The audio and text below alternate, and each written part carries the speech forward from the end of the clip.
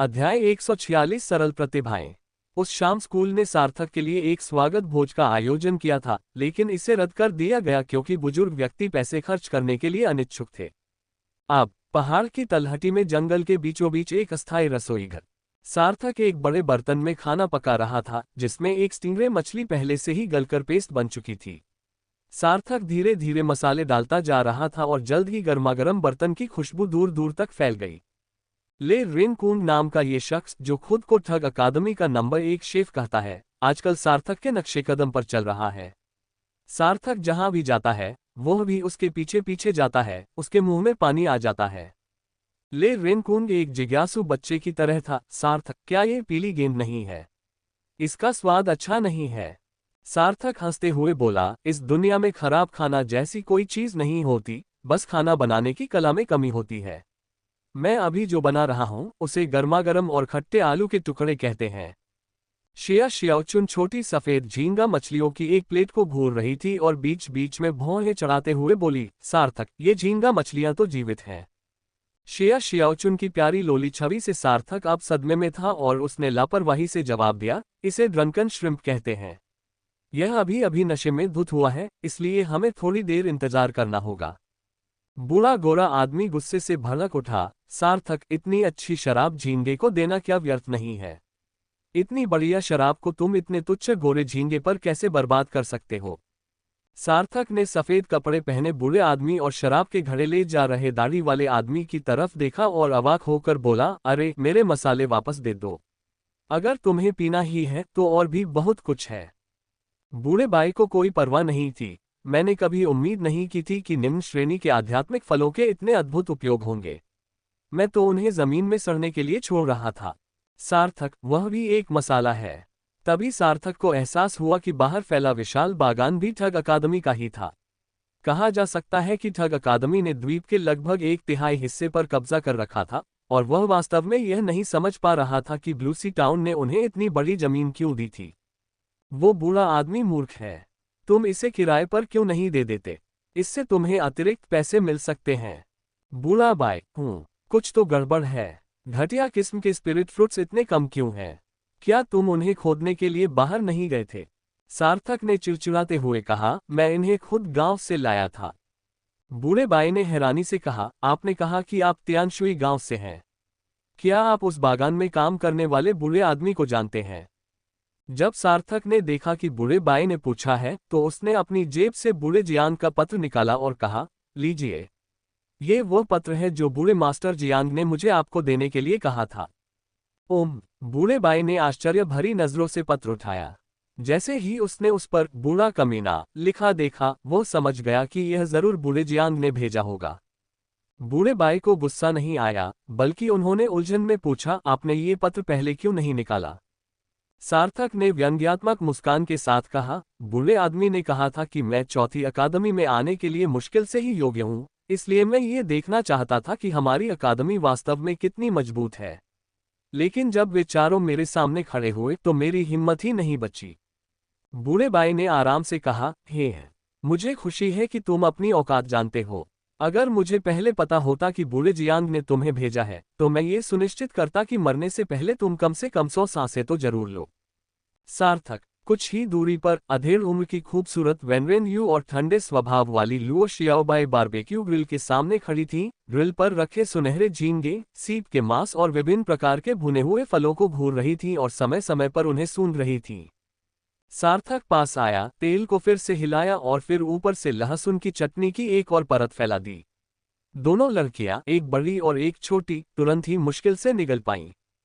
सार्थक अचानक मुड़ा और बोला, शिया शियाओचुन, नशे में धुत झींगा अभी तैयार नहीं है, तुम इसे बाद में खा सकते हो। शिया शियाओचुन कितना घटिया आदमी है। जब वह बोल रही थी, तभी उसके मुंह से एक छोटा सा सफेद झींगा उछलकर बाहर आ गया। वह कैसे कह सकती थी कि उसने उसे नहीं खाया था? सार्थक, मोटे, आंच थोड़ी कम कर दो, नहीं तो ये बहुत ज्यादा नर्म हो जाएगा और इसका स्वाद अच्छा नहीं लगेगा। वह आदमी जोर से हंसा और बोला, मोटे तो तुम हो, अब मैं पतला हो गया हूं। सार्थक, एक पल के बाद हॉटपॉट, बारबेक्यू और अन्य सभी व्यंजन परोसे जाने के बाद सार्थक ने कहा, ठीक है, हमारा पहला शानदार भोजन तैयार है, चलिए खाते हैं। जब सार्थक बोल रहा था तभी उसने देखा कि ले रेनकुंड और शिया शियाओचुन के मुंह पहले से ही चिकने हो चुके थे। ले रेनकुंड तो अपने हाथ में लहसुन वाला झींगा पकड़े हुए था और तरह तरह के व्यंजन मुंह में ठूस रहा था, चाहे उसने उन्हें पहले कभी चखा हो या नहीं। ओल्ड बॉय और लिटिल बियर्ड ने शराब का एक घूंट लिया और सीप का एक टुकड़ा खाया और बड़े उत्साह से खाना पीना किया। शिया शियाओचुन की आंखें चमक उठीं, ये बहुत स्वादिष्ट है शियाओ बाय। अब से शियाओ कुआंकुन को खाना नहीं बनाने देंगे, सारा खाना सार्थक ही बनाएगा। उद्धरण चिन्ह। झांग शुवान्यू ने अपने होठों को चटकाते हुए सिर हिलाया और कहा, बिल्कुल सही, वे एक दूसरे के मुकाबले कहीं नहीं ठहरते। ले रेनकुंड नाराज नहीं थी, मैं ये कला सीख रही हूं। इतना स्वादिष्ट खाना बनाना हमेशा से हम जैसे मोटे लोगों का ही हुनर रहा है। सार्थक ने उदास चेहरे से कहा, मैं फिर से कहता हूं, मैं मोटा नहीं हूं। मैं सिर्फ अस्थायी रूप से मोटा हूं। लियो शियाओबाई अपेक्षाकृत शांत रहा, उसने उसे पकड़ने के लिए हाथ नहीं बढ़ाया, बल्कि छोटे छोटे टुकड़े खाते हुए कहा, स्वादिष्ट। अब सार्थक पर किसी का ध्यान नहीं था। सार्थक को ऐसा लग रहा था मानो लालचियों का एक झुंड झटपट सारा खाना चट कर रहा हो। उसने खुद सिर्फ 2 लहसुन वाले झींगे खाए। इसका फायदा ये हुआ कि सार्थक एक ही रात में सबके साथ अच्छे से घुल मिल गया, यहाँ तक कि कठोर स्वभाव वाला लियो शियाओबाई भी सार्थक को देखकर मुस्कुरा देता था। भरपेट भोजन करने के बाद बूढ़े व्यक्ति ने कहा कि वह सोने जा रहा है और फिर गायब हो गया। दाढ़ी वाले शियाओ झान और वेनरेन यू भी एक के बाद एक चले गए। सार्थक ने पूछा, आज रात हम कहाँ सोएंगे? झांग शुवान्यू ने सहज भाव से कहा, शाओ कुआंकुंड और मैं दोनों गुफाओं में सोते हैं। क्यों न हम आपके लिए एक गुफा खोद दें? संगीतकार ने बेतहाशा हाथ हिलाते हुए कहा, कोई बात नहीं, अभी एक और के लिए जगह है। सार्थक, क्या तुम अंदर आना चाहोगे? सार्थक सिहर उठा और बार बार अपना सिर हिलाते हुए बोला, प्रधानाचार्य और बाकी लोग कहाँ हैं? ले रेनकुंड ने ईर्ष्या से कहा, प्रिंसिपल पुस्तकालय में सोते हैं। इसके बाद सार्थक ने जिया जियाओचुन की ओर देखा, जिसने कहा, जियाओबाई और मैं भी गुफाओं में सोते हैं। सार्थक ने जीभ चटकाते हुए कहा, क्या मैं अंदर आ सकता हूं? पल भर में 2 जानलेवा निगाहें सीधे उस पर टिक गईं। जिया जियाओचुन मुस्कुराए और बोली, छोटे भाई, मुझे कोई आपत्ति नहीं है। वैसे भी कल तुम हमारी बहन बन जाओगे। झांग शुवान्यू और ले रेनकुंड को अचानक अपने गुप्तांगों में जकड़न महसूस हुई और उन्होंने तुरंत अपने मुंह बंद कर लिए। हालांकि दोनों ने मन ही मन सार्थक को थम्स अप दिया और सोचा, यार, तुम अब तक के सबसे शानदार आदमी हो जिसे मैंने देखा है। सार्थक ने अजीब सी हंसी हंसते हुए कहा, कोई बात नहीं, मैं खुद ही एक अस्थायी घर बना लूंगा। घर बनाने के बारे में सुनकर ले रेनकुंड ने तुरंत अपनी रुचि खो दी। ये बहुत झंझट का काम है। गुफा में सोना इससे बेहतर है। सार्थक ने चारों ओर देखा और पूछा, क्या हम यहाँ पेड़ काट सकते हैं? झांग शुवान्यू ने चुटकी बजाते हुए कहा, तुम्हारे पास पैसा है, इसलिए तुम्हारी मर्जी। ये पूरा जंगल अब तुम्हारा है। तुम जितना चाहो काट सकते हो। बिना कुछ कहे सार्थक ने अपना चाकू उठाया और एक विशाल पेड़ काट डाला। उसने मन ही मन सोचा, मैं आखिरकार एक साधारण व्यक्ति से साधक तो बन गया, लेकिन अब मुझे गुफा में रहना पड़ेगा। क्या ये पीछे की ओर जाना नहीं है? गुफा में रहना तो नामुमकिन था, सोच में भी नहीं आता था, खासकर 2 आदमियों के साथ। एक तेज गति से सार्थक ने अपना चाकू नीचे किया और एक और तेज गति से लकड़ी के तख्ते भीड़ के सामने प्रकट हो गए। लियो शियाओबाई ने आश्चर्य से पूछा, क्या आप सचमुच घर बनाने जा रहे हैं? झांग शुवान्यू ने जीभ चटकाते हुए कहा, यह नया सहपाठी तो वाकई कमाल का है। इसे सब कुछ पता है। शिया शियाओचुन थोड़ा और करीब झुकी और बोली, क्या आप मेरे लिए भी एक कमरा तैयार कर सकते हैं? सार्थक ने जवाब दिया, मानव शक्ति की भी सीमा होती है। क्यों न हम एक कमरा साझा करें? शिया शियाओचुन, क्यों न हम सबसे अच्छे दोस्त बन जाएं? भले ही तुम्हारा वजन थोड़ा बढ़ गया हो, मुझे कोई आपत्ति नहीं है। सार्थक, लेकिन तभी उन्होंने सार्थक को लकड़ी के बड़े बड़े टुकड़े उठाते और उछलते कूदते देखा और सबको समझ आ गया कि ये लड़का पेड़ पर घर बनाने जा रहा है। तुरंत ही सबकी दिलचस्पी बढ़ गई। वे सब पहले भी पेड़ों पर सो चुके थे, लेकिन किसी ने कभी पेड़ पर घर बनाने के बारे में नहीं सोचा था।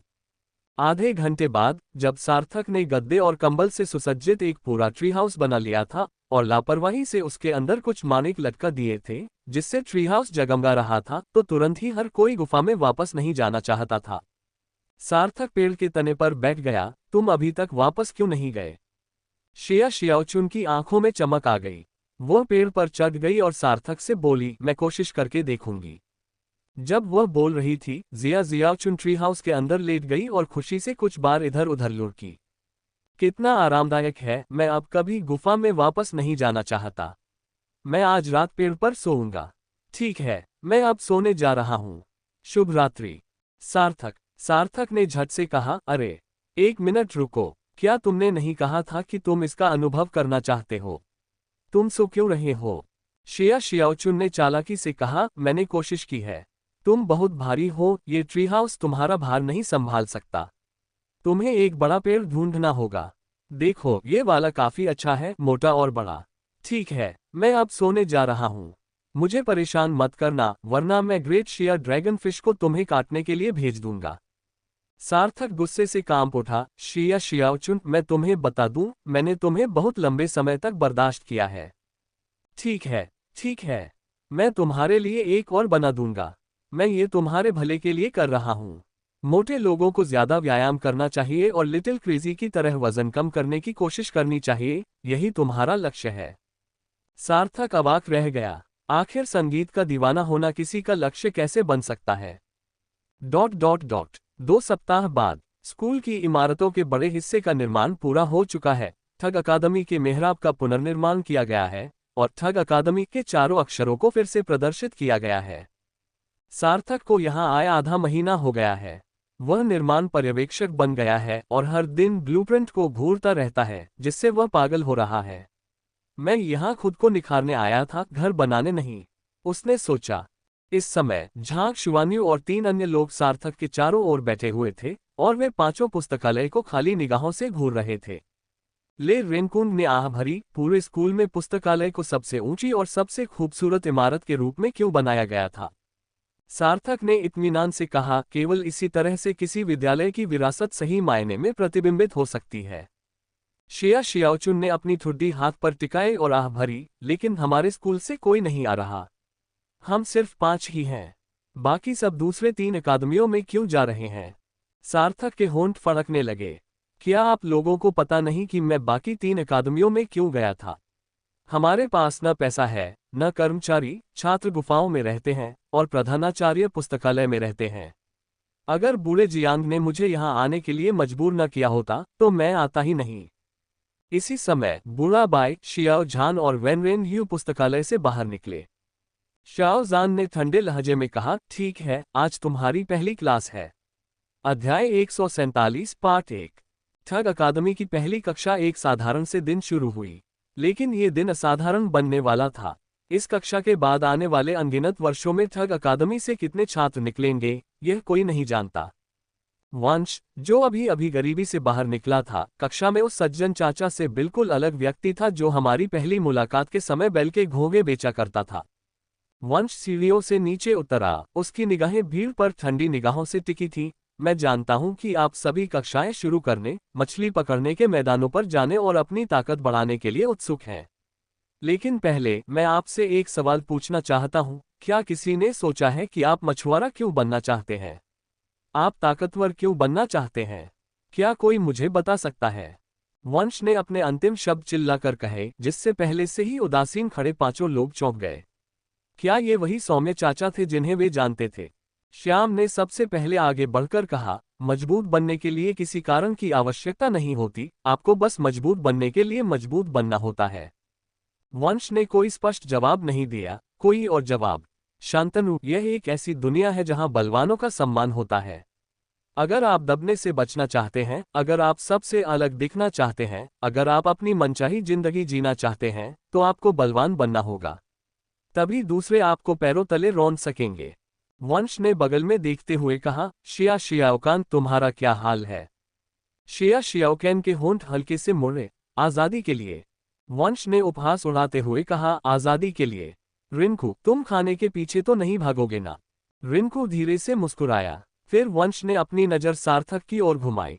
सार्थक ने 2 बार पलकें झपकाईं। दुनिया इतनी बड़ी है, मैं इसे देखना चाहता हूं। बाकी सभी लोग सार्थक की ओर देखने लगे। उसका तर्क इतना ठोस था कि उन्हें उसका खंडन करने के लिए एक भी बिंदु नहीं मिला। वंश ने ताना मारते हुए कहा, दाओ, तुम कुछ नहीं जानते। तुम खुद को जीनियस समझते हो, इसीलिए तुम घमंड से भरे हो। तुम्हें ये भी नहीं पता कि दाव खुद एक चींटी के बराबर तुच्छ है। लेकिन इस दुनिया में जीनियस की कभी कमी नहीं रही। शायद अगर तुम अभी ठग अकादमी छोड़कर किसी अकादमी में चले जाओ तो भविष्य में बिहाई टाउन के 100, 10 या यहाँ तक कि सबसे ताकतवर लोगों में से एक बन जाओगे। लेकिन इससे क्या फर्क पड़ता है? सबसे ताकतवर बन भी जाओ तो भी चींटी ही रहोगे। तुम्हें इस दुनिया के बारे में कुछ नहीं पता। वंश बहुत गंभीर था और उसकी आवाज में अधिकार का भाव था। उन्होंने भीड़ की ओर देखते हुए कहा, आपके कारण चाहे जो भी हो, मूल रूप से यह जिम्मेदारी के बारे में है। हर कोई तरक्की करना चाहता है और बेफिक्र जिंदगी जीना चाहता है, लेकिन असल में बेफिक्र जिंदगी किसने जी है? मुझे उम्मीद है कि आने वाले वर्षों में आप इस शब्द जिम्मेदारी को याद रखेंगे। वंश ने आकाश की ओर इशारा करते हुए कहा, ठग अकादमी कभी गौरवशाली और चकाचौंध से भरी थी। एक समय था जब ठग अकादमी के छात्र 1000 सितारा शहर में हर जगह थे। एक समय था जब ठग अकादमी ने आसपास के 36 कस्बों में अपना दबदबा कायम किया और 1000 सितारा शहर में अपने स्तर के सबसे शक्तिशाली लोगों को हराया। ठग अकादमी कभी शक्ति का प्रतीक और प्रतिभा का उद्गम स्थल थी, लेकिन क्या आप जानते हैं कि दाव का पतन क्यों हुआ? सार्थक की आंखें चौड़ी हो गईं। इसका क्या मतलब है? चौथी अकादमी इतनी शक्तिशाली है। 36 शहरों को पार करते हुए 1000 तारा नगरी पर विजय प्राप्त करना। आप जरूर बड़ा चढ़ाकर बता रहे हैं। वंश ने उपहास उड़ाते हुए कहा, पहले मैं भी तुम्हारी तरह ही भोला और घमंडी था। हमारी ठग अकादमी जहां भी होती थी हम अजेय होते थे। लेकिन जब हम इतने शक्तिशाली हो गए कि कुछ रहस्यों तक पहुंच सके तो वे प्रतिभाशाली लोग जो कभी सितारों की तरह चमकते थे, मुरझाने और गिरने लगे। उन्हें कोई रोक नहीं सका। हमारी अजेयता पूरी तरह से हास्यास्पद बल्कि पूरी तरह से कमजोर साबित हुई। वंश की आवाज अचानक धीमी हो गई। उस समय ठग अकादमी का पतन हो चुका था, प्रतिभाशाली छात्र मुरझा गए थे और वह जगह वीरान हो गई थी, कभी भी अपनी पुरानी शान वापस नहीं पा सकी। उस समय मैं एक सवाल पर विचार कर रहा था, हम मछुआरे क्यों बनते हैं? हम मछली क्यों पकड़ते हैं? मछली पकड़ने का क्या अर्थ है? सार्थक और बाकी लोग बेहद गंभीर थे, उनके चेहरे पर उदासी छाई हुई थी। आखिर किस रहस्य के कारण इतने शक्तिशाली स्कूल का ये हाल हुआ होगा? वंश, जिसकी आंखें लाल थीं, बोला, तुम्हारे नीचे स्थित अनंत सागर क्षेत्र ने तुम्हें शक्ति दी है। तुम इस शक्ति से बलवान हो रहे हो, लेकिन तुम नहीं जानते कि दाव को बलवान होने की आवश्यकता क्यों है। मैं तुम्हें इसका उत्तर बताऊंगा, लेकिन अभी नहीं, बल्कि जब तुम पांचों मिलकर आसपास के 36 नगरों में फिर से विजय प्राप्त कर लोगे। फुफकार। पहली बार सार्थक और बाकी 4 लोगों ने अपने ऊपर एक जबरदस्त दबाव महसूस किया। 36 कस्बों को तबाह करना। सार्थक को जीनियस में दाव के बारे में पता था और आसपास और भी कस्बे थे। वह जानता था कि दाव शक्तिशाली है, लेकिन इतना शक्तिशाली नहीं कि वह अपने ही स्तर के सभी कस्बों को सचमुच तबाह कर दे। खासकर जियाउकेन और उसके 4 साथियों से मिलने के बाद उसका यह विश्वास और भी पुख्ता हो गया। लेकिन अब वंश ने उन्हें एक शुरुआती बिंदु दे दिया है। ये शुरुआती बिंदु उन्हें बेहद मुश्किल लग रहा है। क्या 36 शहरों में विजय प्राप्त कर चुका कोई प्रतिभाशाली व्यक्ति अब भी किसी शहर में प्रकट होगा? और अगर वे खुद सचमुच ऐसे प्रतिभाशाली बन जाते हैं तो क्या वे शहर के तथाकथित विलक्षण प्रतिभाओं से डरेंगे? बोलने के बाद वंश ने पुस्तकालय की ओर और फिर परिसर में सभी दिशाओं की ओर इशारा करते हुए कहा, ठग अकादमी छात्रों को उनकी पृष्ठभूमि या अवसरों की परवाह किए बिना प्रवेश देती है। चाहे आप शहर से आए हो या गांव से, चाहे आप बिल्कुल नए ही क्यों न हो, जब तक आप यहां आने का साहस करते हैं, हम आपको सिखाने का साहस करते हैं। हालांकि शर्त यह है कि ठग अकादमी ने हमें धोखा न दिया हो, अन्यथा हम गद्दार को खत्म करने के लिए अपनी पूरी ताकत लगा देंगे। फिर वंश ने अपने वस्त्रों से 6 जरीदार थैले निकाले। उसने सार्थक और अन्य लोगों को ठंडी मुस्कान के साथ देखा। मेरे पास 6 जरीदार थैले हैं, जिनमें से छठे में इस दुनिया का पहला रहस्य छिपा है। पहले 5 वे लक्ष्य हैं जिन्हें आपको अभी हासिल करना है। अगर आप इन पहले 5 थैलों को नहीं खोल सकते तो आपको बलवान बनने के बारे में सोचना भी नहीं चाहिए, क्योंकि यह व्यर्थ है, आप कभी सच्चे बलवान नहीं बन पाएंगे। श्याम ने गंभीर भाव से हाथ बढ़ाया और कहा, कृपया शिक्षक जी, ये 5 जटाओं के थैले हमें सौंप दीजिए। वंश ने ताना मारते हुए कहा, गुप्त नियमावली चाहिए। तुम अभी इसके योग्य नहीं हो। तुम तो पहली नियमावली पाने के भी योग्य नहीं हो। आज का पहला पाठ तुम्हें ये समझाने के लिए है कि तुम अज्ञानी हो, कमजोर हो और तुम्हें घमंड करने का कोई अधिकार नहीं है।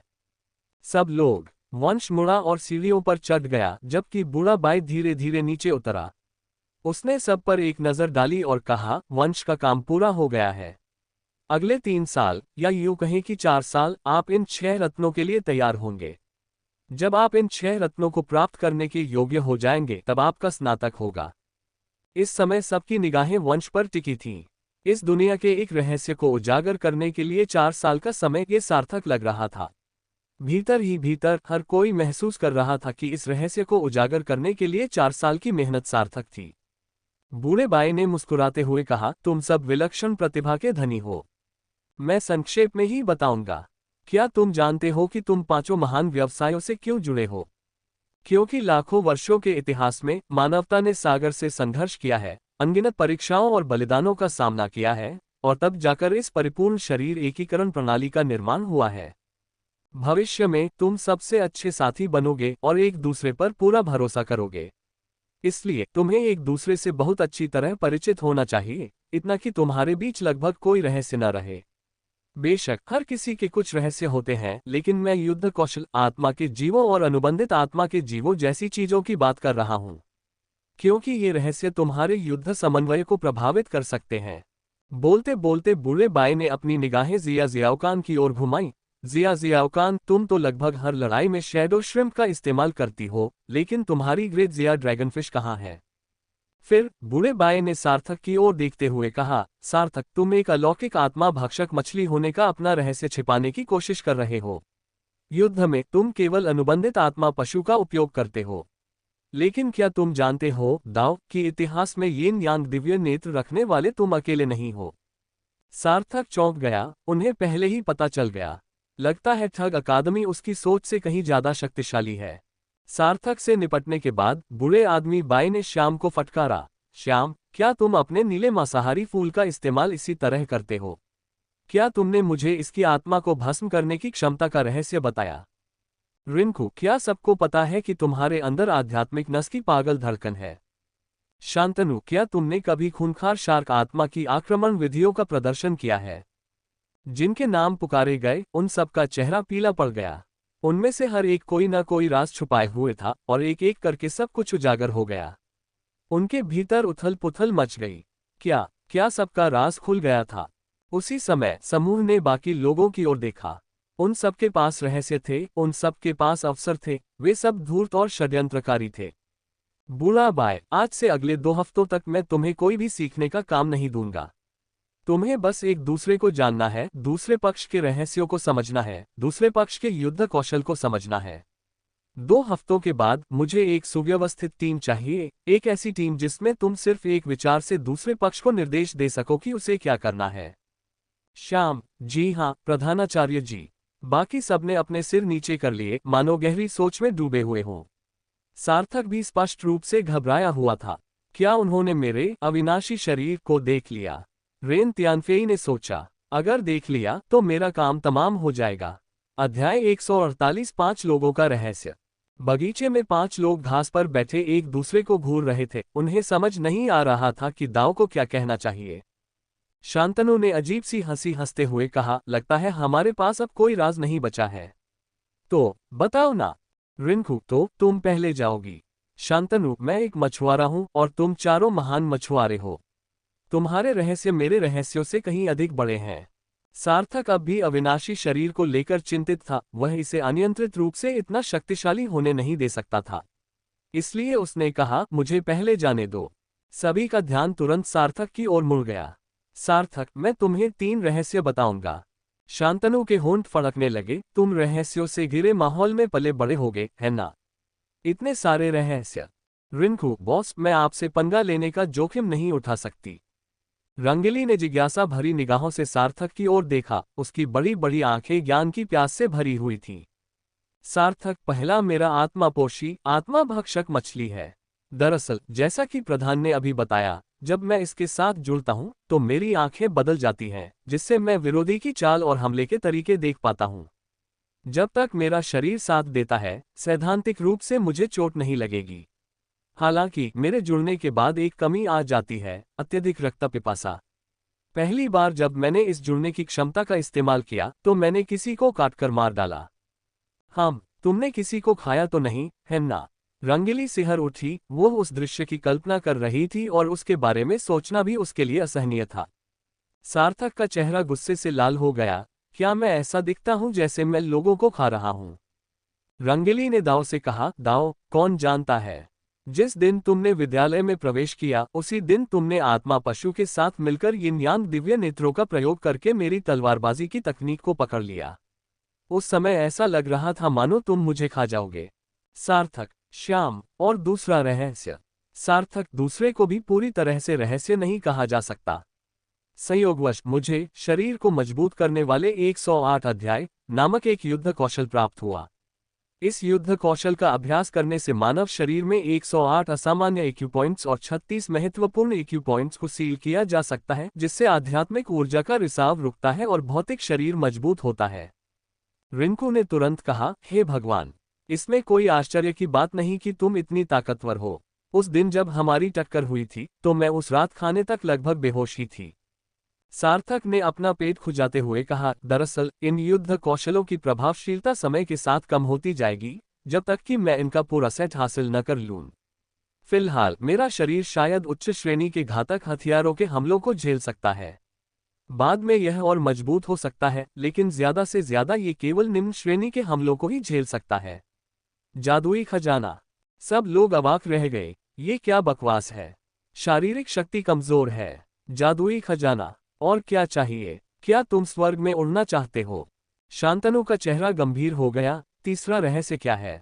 सार्थक ने शर्मिंदा होकर अपना पेट खुजाया और कहा, मैं पहले बहुत दुबला पतला और आकर्षक हुआ करता था, लेकिन मुझे एक ऐसा अवसर मिला जिससे मेरे शरीर में बहुत सारी ऊर्जा जमा हो गई है। जैसे जैसे मैं मजबूत होता जाऊंगा, मेरा वजन धीरे धीरे कम होता जाएगा और मैं अपने पहले वाले रूप में वापस आ जाऊंगा। शांतनु ने दाव का उपहास उड़ाते हुए कहा, भाड़ में जाओ, अगर तुम अपना वजन कम भी कर लो तो क्या तुम मेरे जितने सुंदर रहोगे? सार्थक का गला भर आया। सुंदर लड़का, शांतनु दहाड़ते हुए बोला, दफा हो जाओ। मेरे आकर्षक बाहरी रूप के नीचे मेरी अद्वितीय मर्दानगी छिपी है। सार्थक, ये किस तरह की मर्दानगी है? तुम किशोर हो और मुझसे मर्दानगी के बारे में बात कर रहे हो? रिंकू ने हैरानी से कहा, अरे नहीं सार्थक, क्या तुम पतले होने वाले हो? बिल्कुल नहीं, फिर तो सिर्फ मैं ही मोटी रह जाऊंगी। रंगीली का चेहरा गुस्से से लाल हो गया। तुम तीनों चुप रहो। सार्थक के पास सिर्फ 2 रहस्य हैं, तीसरा मायने नहीं रखता, और अब तुम्हारी बारी है, शियाओ कुआंगकुन।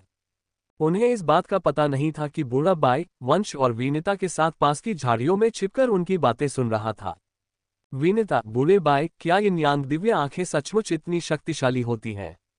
क्या वे युद्ध की दिशाओं को भी देख सकती हैं? आपने ये कहाँ देखा? बूढ़े बाई ने आंखें घुमाई। मैंने अंदाजा लगा लिया था। मैंने इस तरह की प्रतिभा केवल प्राचीन ग्रंथों में देखी थी, और उन ग्रंथों में भी ज्यादा विस्तृत विवरण नहीं थे। मुझे कैसे पता चलता कि दाव इतना अद्भुत है? वंश, शरीर को मजबूत करने वाले अंशों के 108 अध्याय के बारे में क्या? वह क्या है? बूढ़ा बाई, यह मौजूद तो है, लेकिन लगता है यह एक पूजनीय स्तर की युद्ध कला है। मुझे ठीक से नहीं पता कि यह किस पूजनीय स्तर की है, लेकिन चूंकि इस बच्चे ने कहा कि उसे एक अवसर मिला है, तो यह उसी पूजनीय स्तर से संबंधित होना चाहिए। अफसोस की बात है कि यह सिर्फ एक अंश है। अगर यह पूर्ण रूप होता तो सर्वोच्च स्तर तक पहुंचने के लिए आवश्यक शारीरिक शक्ति अकल्पनीय होती। वंश ने अपने होंठ चाटे। सचमुच बहुत शक्तिशाली, महान एंग्ल। रेल्म उच्च श्रेणी के नश्वरीय हथियारों को रोक सकता है, लेकिन अगर यह एंग्ल होता, अब रेल्म क्या करेगा? ... यहाँ रिंकू दाव कहते हैं, दरअसल मुझे भी मैड वेन के बारे में ज्यादा जानकारी नहीं है। खैर, जब मैंने स्पिरिचुअल वेन का परीक्षण किया तो उसका रंग पीला लाल था। गुरु ने कहा कि यह केवल तीसरे स्तर की स्पिरिचुअल वेन है। बाद में मैंने बहुत तेजी से साधना की और दोबारा परीक्षण किया तो पाया कि स्पिरिचुअल वेन का रंग बदलकर लाल पीला हो गया था। उसके बाद बहुत सारी जानकारी खोजने के बाद मुझे अंततः एक प्राचीन पुस्तक में मैड वेन, यह अनोखी स्पिरिचुअल वेन, मिली। कहा जाता है कि यह एक विकास प्रकार की स्पिरिचुअल वेन है, और जब यह अपने चरम पर पहुंचती है तो यह 9वें स्तर की स्पिरिचुअल वेन के बराबर हो सकती है। फुफकार, सभी लोग आश्चर्य से दंग रह गए। 9वें स्तर की आध्यात्मिक नस ये कितनी शक्तिशाली होगी? सार्थक अविश्वास से हौंफ उठा। यह तो बहुत बड़ा झटका था।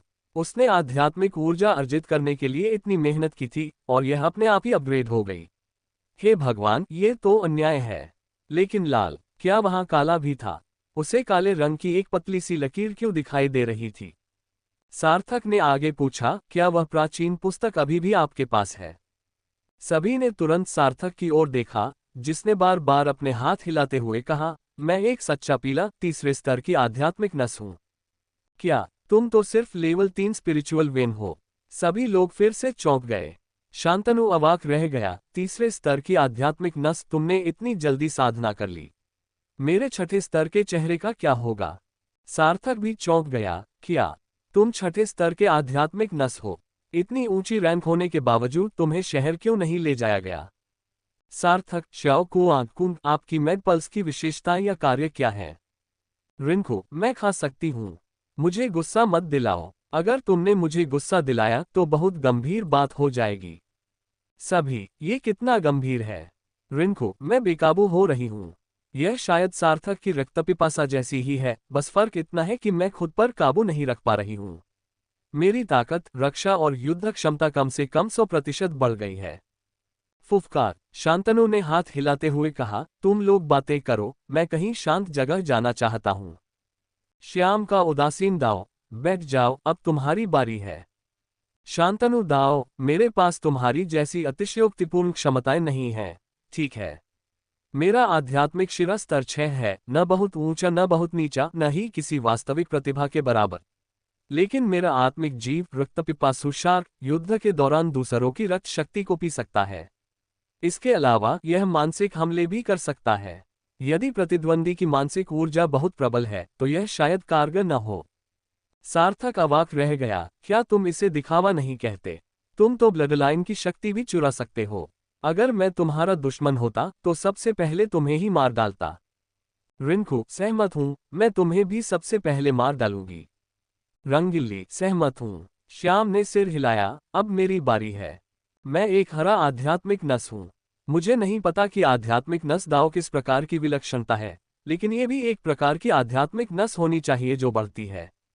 आत्मा पशु, नीला नरभक्षी फूल जब शत्रुओं को जकड़ लेता है तो उनकी आध्यात्मिक ऊर्जा को भस्म कर लेता है, और जब यह उनकी त्वचा को भेदता है तो इसका विष फैलता है। इसके अलावा मैं अपने चारों ओर 1 किलोमीटर के दायरे में मौजूद पौधों को महसूस कर सकता हूं, जिससे पौधे मेरी आंखें बन जाते हैं। उदाहरण के लिए प्रधानाचार्य और अन्य लोग हमारी बातचीत छुपकर सुन रहे हैं। सब लोग पास ही में, बूढ़े बाए और उनके 2 साथी तुरंत शर्म से लाल हो गए। हे भगवान, कौन जानता था कि आप में ये क्षमता है? दाओ, हमारे छिपकर बातें सुनने में क्या बुराई है? क्या छिपकर बातें सुनना गैरकानूनी है? विनीता अवाक रह गई, ये सब छोटे छोटे राक्षस हैं। वंश मुस्कुराया और बोला, राक्षस अच्छे होते हैं। ठग अकादमी भी कभी राक्षसों से भरी रहती थी। ... सब लोग अवाक रह गए, लेकिन उन्हें इस बात की परवाह नहीं थी कि कोई उनकी बातें सुन रहा है। उन्हें बाद में तो बताना ही था, तो बेहतर यही था कि अभी बता दें। इस समय सभी की निगाहें रंगाले की ओर थीं। रंगीली ने शर्माते हुए कहा, मैं। सार्थक की पलकें फड़क उठी, ठीक से बोलो। रंगीली ने सार्थक को घूरते हुए कहा, मैं एक रंगहीन आध्यात्मिक नस हूं। पहले सभी को लगता था कि मेरे पास आध्यात्मिक नस नहीं है क्योंकि दूसरे इसे देख नहीं सकते थे। मुझे नहीं पता कि मैं इसे बढ़ा सकती हूं या नहीं। अगर मुझे क्षमताओं के बारे में बात करनी हो तो यह आकर्षण शक्ति लगती है, लेकिन मैं निश्चित नहीं हूं क्योंकि यह क्षमता मछलियों पर अधिक प्रभावी है, जिससे वे मुझ पर हमला करने से बचती हैं। सभी चौंक गए और ठंडी आवाज में बोले, रंगहीन। रंगीली ने कुछ उदास भाव से सिर हिलाया, इस रंगहीन आध्यात्मिक नस ने उसे काफी परेशानी दी थी। शांतनु हौंकते हुए बोला, इसमें कोई हैरानी की बात नहीं कि जब मैंने तुम्हें पहली बार देखा तो तुम्हारी सुंदरता ने मुझे तुरंत आकर्षित कर लिया और तुमसे मार भी खाए।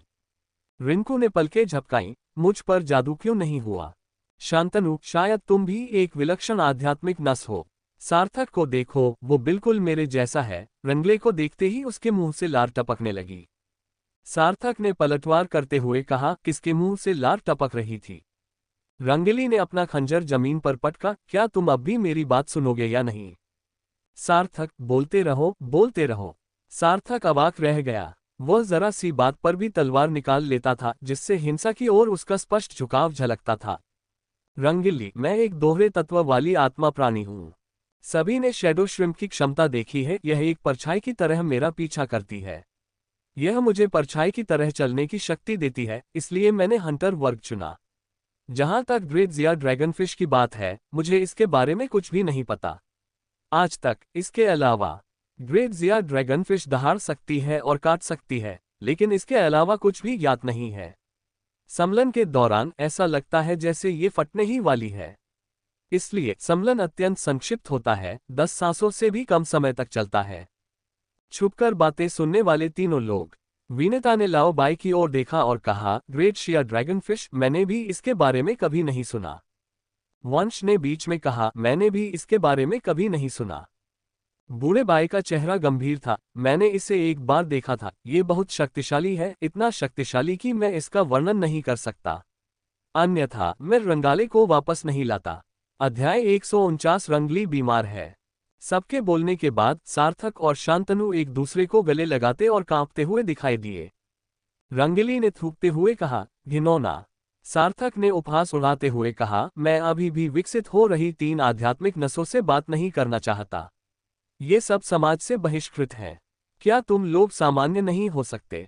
मुझे बताओ, तुम कहाँ से हो, 1000 स्टार सिटी से या कहीं और से? श्याम, मैं यह नहीं पूछता कि वे कहाँ से आते हैं। शांतनु ने आह भरी, हाय, हम दुर्भाग्य में भाई भाई की तरह हैं, लेकिन दुर्भाग्य से तुम्हारी हालत मुझसे भी बदतर है, तुम तो केवल तीसरे स्तर की आध्यात्मिक शिरा हो। सार्थक के दिमाग में कई विचार दौड़ रहे थे। उसने सोचा, स्पिरिचुअल वेन का विकास दानव शोधन पात्र के अस्तित्व को छिपाने का एक अच्छा बहाना है। इसलिए सार्थक ने सहजता से कहा, दरअसल मुझे लगता है कि मेरी स्पिरिचुअल वेन भी बढ़ सकती है। इसके लिए बस बहुत अधिक स्पिरिचुअल ची की आवश्यकता है। चले जाओ। शांतनु ने सार्थक को लात मारकर दूर धकेल दिया और जमीन पर बैठकर गोले बनाने लगा। रंगली ने उत्सुकता से पूछा, क्या आप सचमुच विकासोन्मुखी आध्यात्मिक नस हैं? सार्थक ने अपना पेट खुजाते हुए कहा, मुझे आश्चर्य हो रहा है। शायद, लेकिन मेरी आध्यात्मिक नसें आप लोगों की तरह रंगीन नहीं हैं। मैं तो बस पीला हूं, बिल्कुल एक सामान्य व्यक्ति की तरह पीला। श्याम का दिल जोर से धड़कने लगा। क्या तुमने अपनी आध्यात्मिक नस को उन्नत कर लिया है? सार्थक ने सिर हिलाते हुए कहा, हाँ। पहली बार तब हुआ जब मैंने पानी के भीतर पाया जाने वाला आध्यात्मिक फल खाया था, और दूसरी बार तब हुआ जब मेरा सामना अवसर से हुआ और मैंने बड़ी मात्रा में आध्यात्मिक ऊर्जा और शक्ति को अवशोषित किया। सार्थक ने मन ही मन सोचा, ये पूरी तरह झूठ तो नहीं है ना? अगर बाद में स्पिरिचुअल वेन को प्रमोट करने की जरूरत पड़ी तो कम से कम एक स्पष्टीकरण तो होगा, वरना अगर कोई स्पष्टीकरण ही ना हो तो अजीब लगेगा। अचानक शांतनु दाव ने पूछा, क्या ये भी मायने रखता है?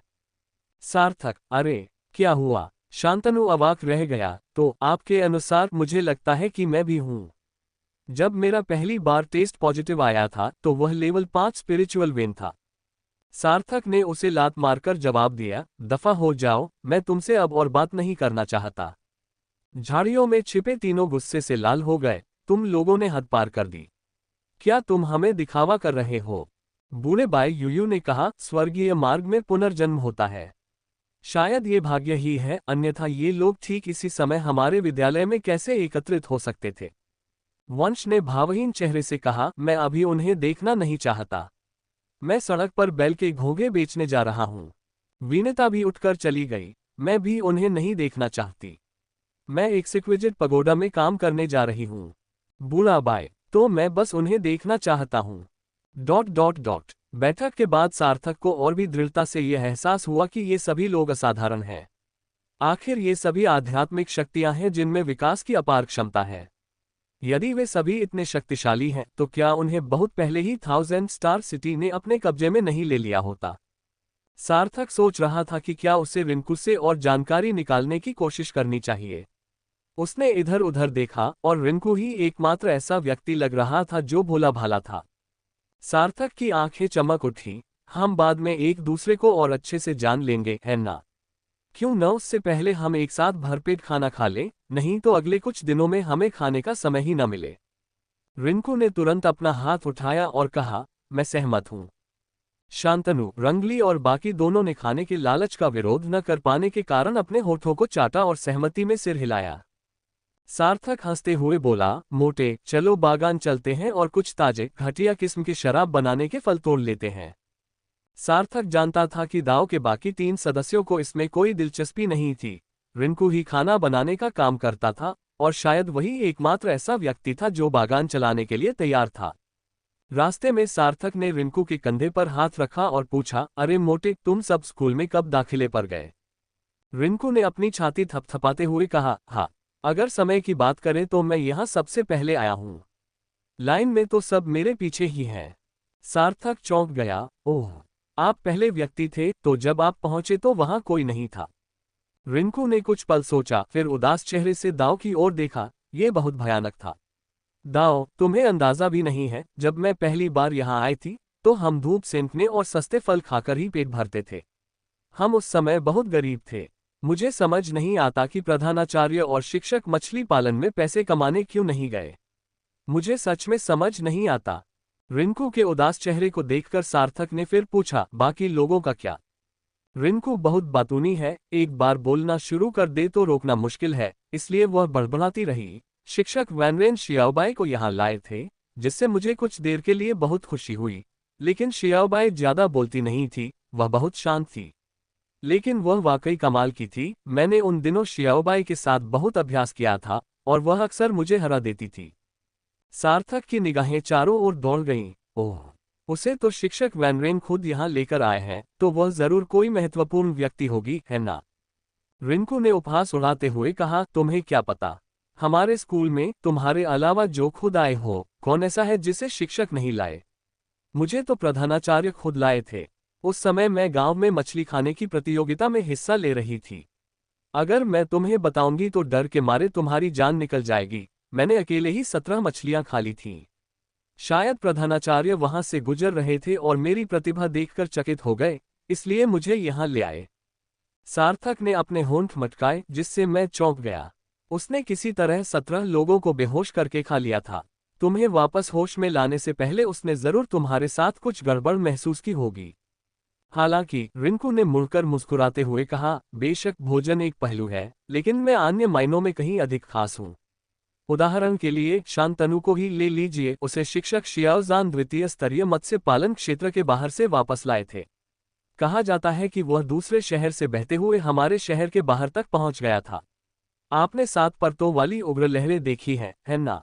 उसने स्वयं ही उसे बनाया था। क्या? सार्थक दंग रह गया। किसी दूसरे शहर से भटककर यहाँ आ गया, और यहाँ तक कि अपनी खुद की युद्ध कला भी विकसित कर ली। रिंकू ने दाव की प्रशंसा करते हुए कहा, बिल्कुल। उस समय तो वह सिर्फ एक मध्यम स्तर का मछुआरा था। उसने समुद्र में 7 परतों वाली प्रचंड लहर का निर्माण किया था। इसके बारे में सुनकर ही आश्चर्य होता है ना? सार्थक ने गहरी सांस ली। वह सिर्फ हैरान ही नहीं था, एक अनोखी साधना तकनीक बनाना कुछ ही लोगों के बस की बात थी। लेकिन इससे भी ज्यादा डरावनी बात यह थी कि यह आदमी किसी दूसरे शहर से आया था। समुद्र के खतरों को छोड़ दे तो क्या शहरों के बीच यात्रा करना वाकई इतना आसान था? सार्थक के आश्चर्यचकित चेहरे को देखकर रिंकू ने उसके कंधे पर थपथपाते हुए कहा, आश्चर्यचकित मत हो, ये कुछ भी नहीं है। तुम तो जानते भी नहीं। रंगीली, उद्धरण चिन्ह। सार्थक ने बड़ी मुश्किल से अपनी बात कही। रंगीली भी बहकर यहाँ आ गई थी। रिंकू ने सार्थक को अवाक होकर देखा। ये सारे आवारा लोग कहाँ से आ जाते हैं? रंगीली को तो प्रधानाचार्य खुद 1 महीने पहले वापस लाए थे। लेकिन सुनो, बकवास मत करो। बोलते बोलते रिंकू सार्थक के कान के पास झुक गई और बोली, मैं तुमसे कह रही हूँ, रंगीली बीमार है। सार्थक चौंक गया और उसने रिंकू को अजीब नजर से देखा। दाओ, हालांकि इसमें कुछ सच्चाई हो सकती है, लेकिन क्या किसी के पीठ पीछे उसकी बुराई करना गलत नहीं है?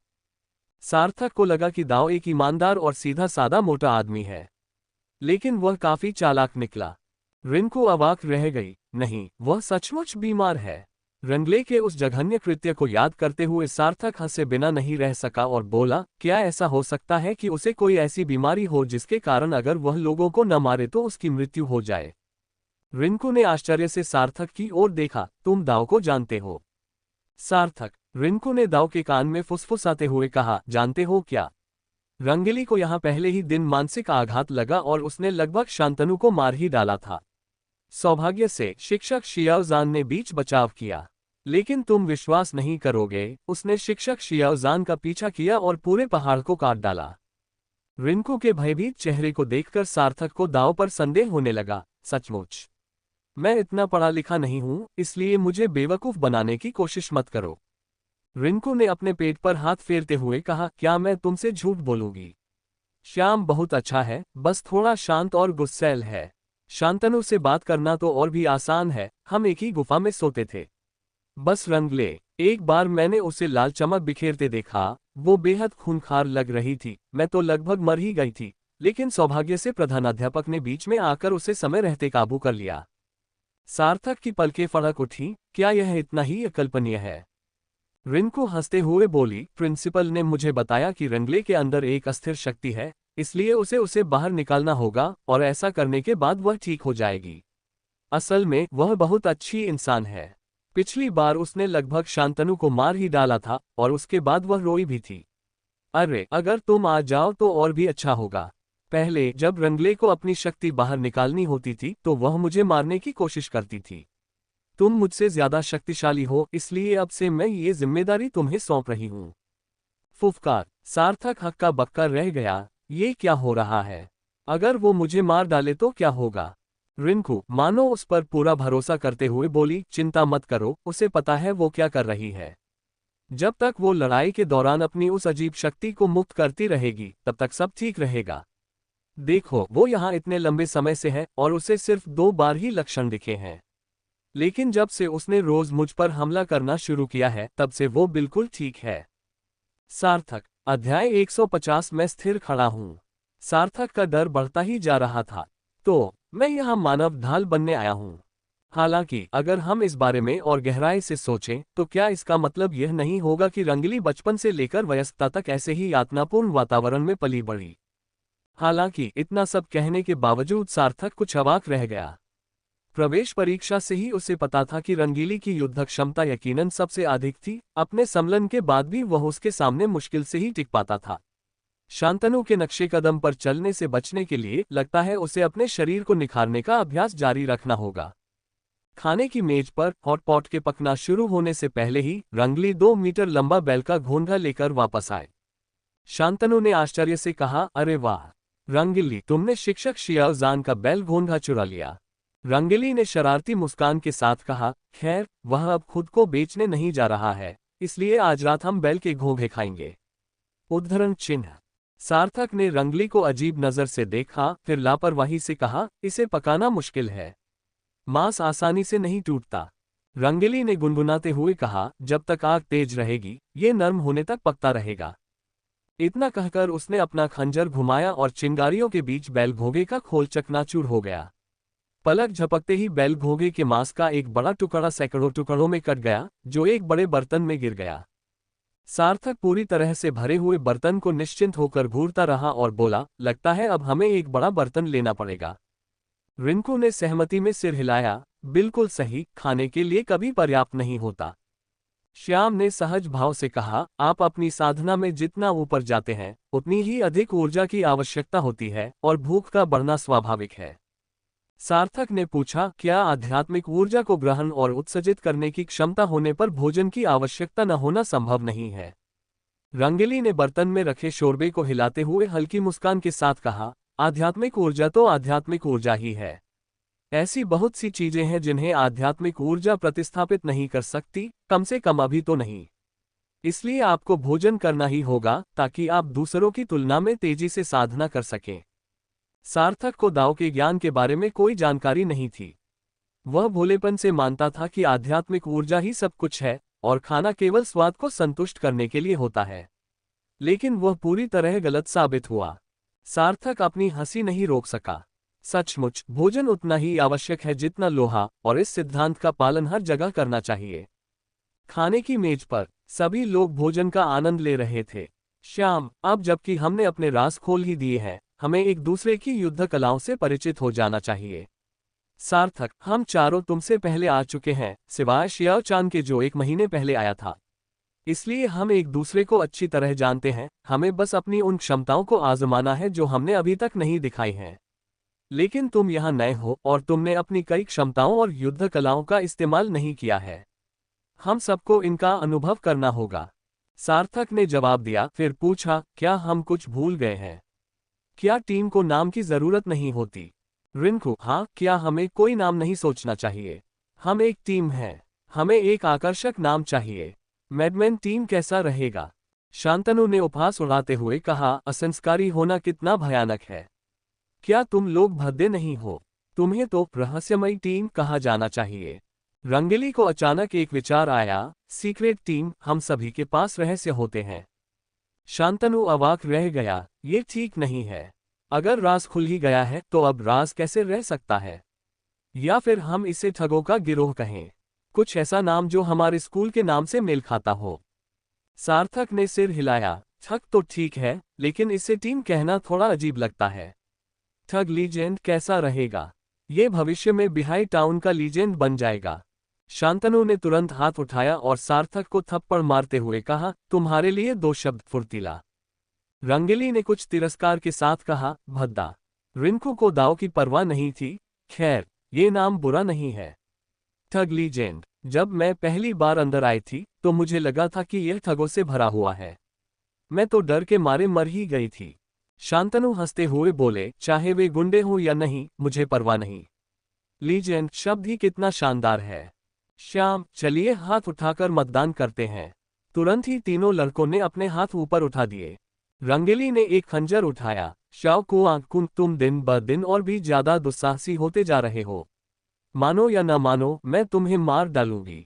हंसी मजाक के बीच टीम का नाम अनौपचारिक रूप से चुन लिया गया। इसके चलते वर्षों तक इस पर अनगिनत बहसें हुईं और अंततः सभी ने सार्थक को दोषी ठहराया। अब जब सबने खुलकर बात कर ली थी तो उनके बीच रिश्ते अप्रत्याशित रूप से और भी घनिष्ठ हो गए। अगले 2 हफ्तों में उनमें से प्रत्येक को अन्य 4 लोगों द्वारा विभिन्न युद्ध कौशल और सोल बीस्ट्स का उपयोग करके बेरहमी से पीटा जाएगा। एक दिन 2 सप्ताह बाद आज सार्थक पर फिर से हमला होने की बारी है। इस समय पहाड़ की तलहटी में स्थित विशाल मैदान में हर तरफ धूल उड़ रही है। रिंकू ने गुस्से से कहा, यह हद से ज्यादा है। इस आदमी का बचाव बहुत मजबूत है। शांतनु ने अपनी लंबी छड़ी से प्रहार किया। रक्त ऊर्जा जल रही है। शांतनु द्वारा उस विनाशकारी शक्ति को छोड़ने के बाद सार्थक का पूरा शरीर अत्यधिक गर्म हो गया। उसका खून मानो उबल रहा था। उसे हर हमले के साथ अपना खून बहता हुआ महसूस हो रहा था। सार्थक का चेहरा गुस्से से लाल हो गया। शांतनु, तुम इंतजार करो। जब तुम्हारी बारी आएगी मैं तुम्हें बुरी तरह पीटूंगा। रंगीली चिल्लाए। छाया विस्फोट। धरती और हवा परछाइयों से भर गई थी। अनगिनत रंगाले प्रकट हुए और आकाश खंजरों की चमकती रोशनी से जगमगा उठा। तादा। सार्थक की जल ढाल चकनाचूर हो गई और उसके ऊपरी शरीर पर अविश्वसनीय गति से बैंगनी बांस की छड़ी लहराते हुए रंगाले ने दर्जनों बार वार किए। हाँ, ये वार करना ही है। पहले रंगीली सार्थक को चोट पहुंचाने से डरती थी, इसलिए वह केवल चाकू से वार करती थी। बाद में उसे पता चला कि सार्थक की रक्षा शक्ति अद्भुत है, इसलिए उसने वार करने के बजाय चाकू से वार करना शुरू कर दिया। ये सिर्फ इसलिए है क्योंकि उसकी रोग प्रतिरोधक क्षमता बहुत मजबूत है। कोई और होता तो बहुत पहले ही अपाहिज हो गया होता। सार्थक के शरीर पर जितने भी घाव हैं वे सब इसी लड़की की वजह से हैं। दूसरों से निपटने के मामले में रंगीली आमतौर पर अपनी पूरी ताकत का इस्तेमाल नहीं करता। यहां तक कि मोटा रिंकू भी रंगीली के विस्फोटक हमलों के तूफान का सामना नहीं कर सका।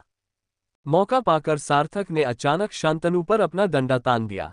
शांतनु के चेहरे पर थोड़ा सा बदलाव आया, लेकिन जब शांतनु ने देखा कि एक लता उसे जकड़ रही है तो उसके होठों पर तुरंत मुस्कान आ गई। तुम मुझे मार नहीं सकते।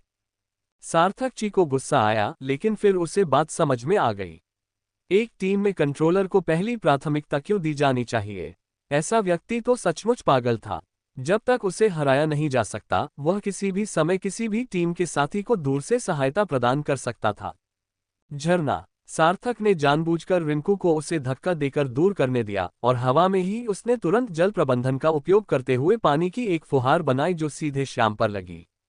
खिलना। अचानक श्याम के पैरों के नीचे एक विशाल मुंह प्रकट हुआ और एक विशाल मांसाहारी पौधे ने उसे पूरा निगल लिया और फिर अपना मुंह कसकर बंद कर लिया।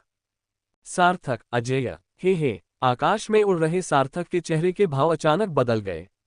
रंगीली कब से पेट के बल बैठने लगी। अरे नहीं, ठंड है। इसके तुरंत बाद सार्थक जमीन पर गिर पड़ा। चारों लोगों ने इस मौके का फायदा उठाया और उसकी जमकर पिटाई की। एक पल के बाद सार्थक ने उदास चेहरे से कहा, किसी के चेहरे पर हाथ नहीं उठाना चाहिए। रंगीली, तुमने हद पार कर दी है। मैंने तुम्हें कभी चेहरे पर हाथ नहीं उठाया। रंगीली ने कमजोरी का नाटक करते हुए कहा, छोटे भाई, क्या तुम सचमुच मेरे चेहरे पर थप्पड़ मारने की हिम्मत करोगे?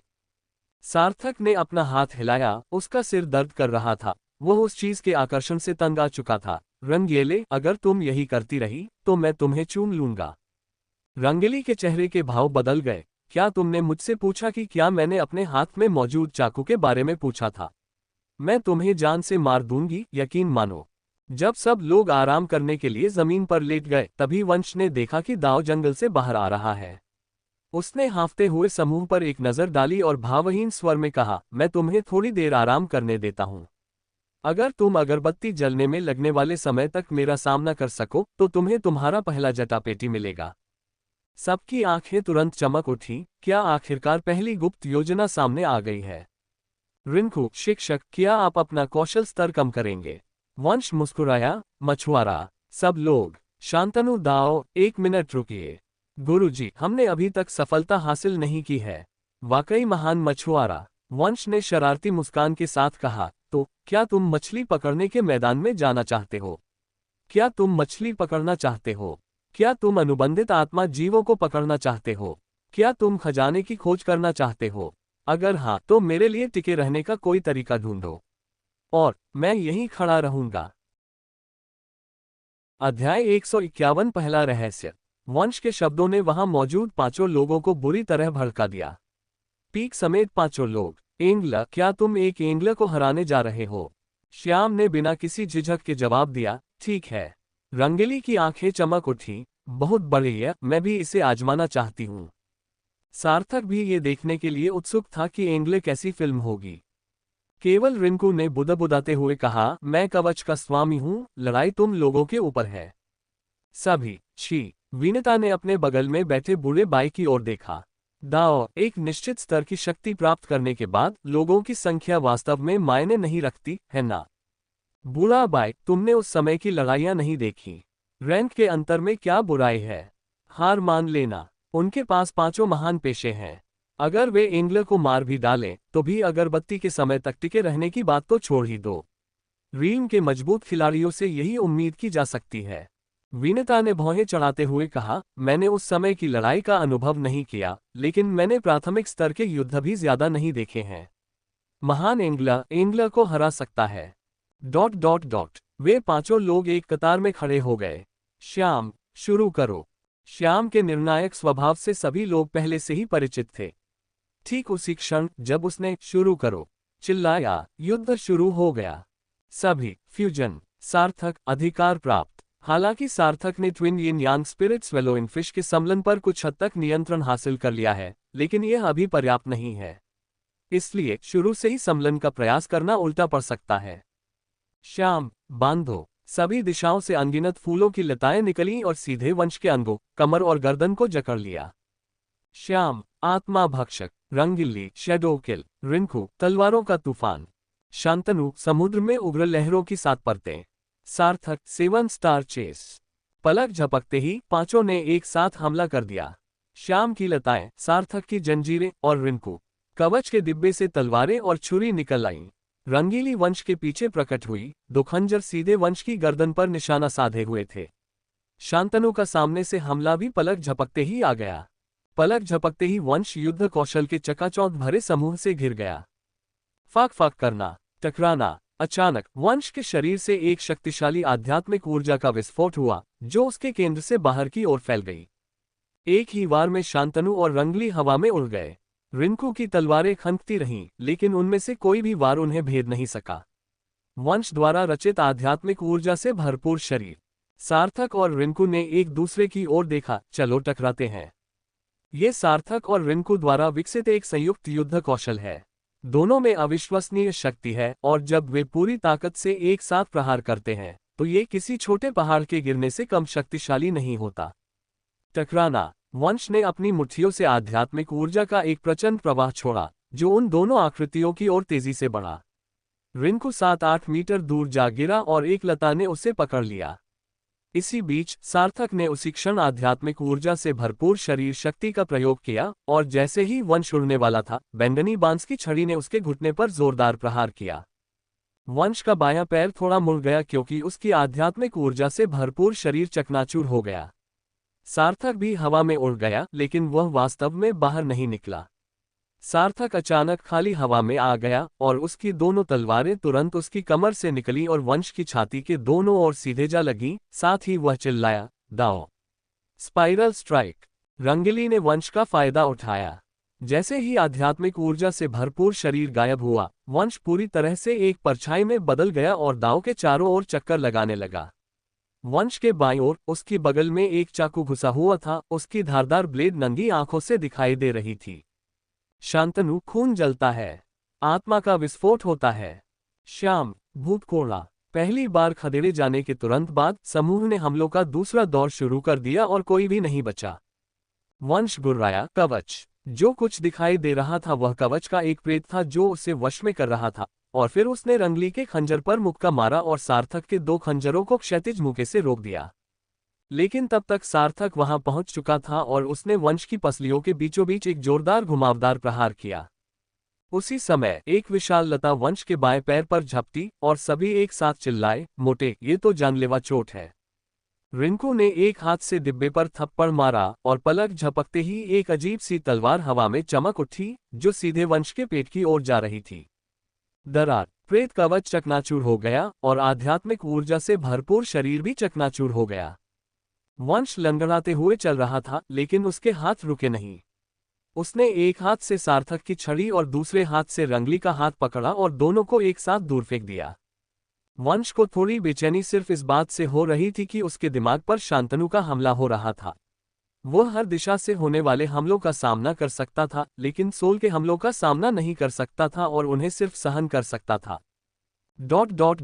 लगभग आधी अगरबत्ती जलने के बाद रिंकू ने सबसे पहले हार मान ली। उसकी युद्ध क्षमता बहुत कम हो गई थी और भले ही सार्थक ने उसे पर्याप्त आध्यात्मिक ऊर्जा दी थी, फिर भी उसका चेहरा पीला पड़ गया था। शांतनु वंश के हमले से अचंभित रह गया, जिसने उसे इतनी जोर से थप्पड़ मारा कि वह हवा में उछलकर जमीन पर गिर पड़ा और उसकी मौत हो गई। सार्थक, 2 बदमाश! रंगीले, ब्लेड स्टॉर्म! हाथों में 2 तलवारें लिए सार्थक और रंगले ने एक साथ हमला किया। वंश के चारों ओर तलवारों की चमक से एक कर्कश ध्वनि गूंज उठी, जिससे तलवारों के टकराने की तेज आवाज उत्पन्न हुई। तुलनात्मक रूप से शिकारी होने के नाते रंगीली अपने हमलों में कहीं अधिक क्रूर था। उसने वंश के शरीर पर कई सफेद निशान छोड़े और उसकी त्वचा को भी काट दिया। दूसरी ओर सार्थक एक तरह से दर्शक ही बना रहा, हालांकि उसने भी वंश पर कई बार वार किए, लेकिन वह मांस को भेदने में असफल रहा। वंश, आप लोगों का काम हो गया, अब मेरी बारी है, वंश चिल्लाया और पास ही में उसका कवच खुल गया। तलवारों की चमक हवा में फैल गई, जिससे किसी और के लिए हस्तक्षेप करने का कोई मौका नहीं बचा। श्याम की लताएं पल भर में चकनाचूर हो गईं, जिससे वह पास भी नहीं आ सका। ये स्थिति लगभग 30 सांसों तक बनी रही। सार्थक ने असहाय होकर पाया कि उसके अधिकांश कपड़े फट चुके थे। रंगीली ने खून थूका और पीछे हट गई। उसके पास सार्थक जैसी असाधारण रक्षात्मक शक्ति नहीं थी। श्याम, सार्थक, अब समय हो गया है। सार्थक का चेहरा गंभीर हो गया। विलन! जब यिन यांग दिव्य आंखें प्रकट हुईं, तो सार्थक ने तुरंत अपने चेहरे के भाव बिगाड़ दिए और हे की आवाज निकाली। वहां मौजूद सभी लोगों ने सार्थक और वंश को आमने सामने की लड़ाई में तलवारों को अविश्वसनीय रूप से तेजी से चलाते हुए देखा।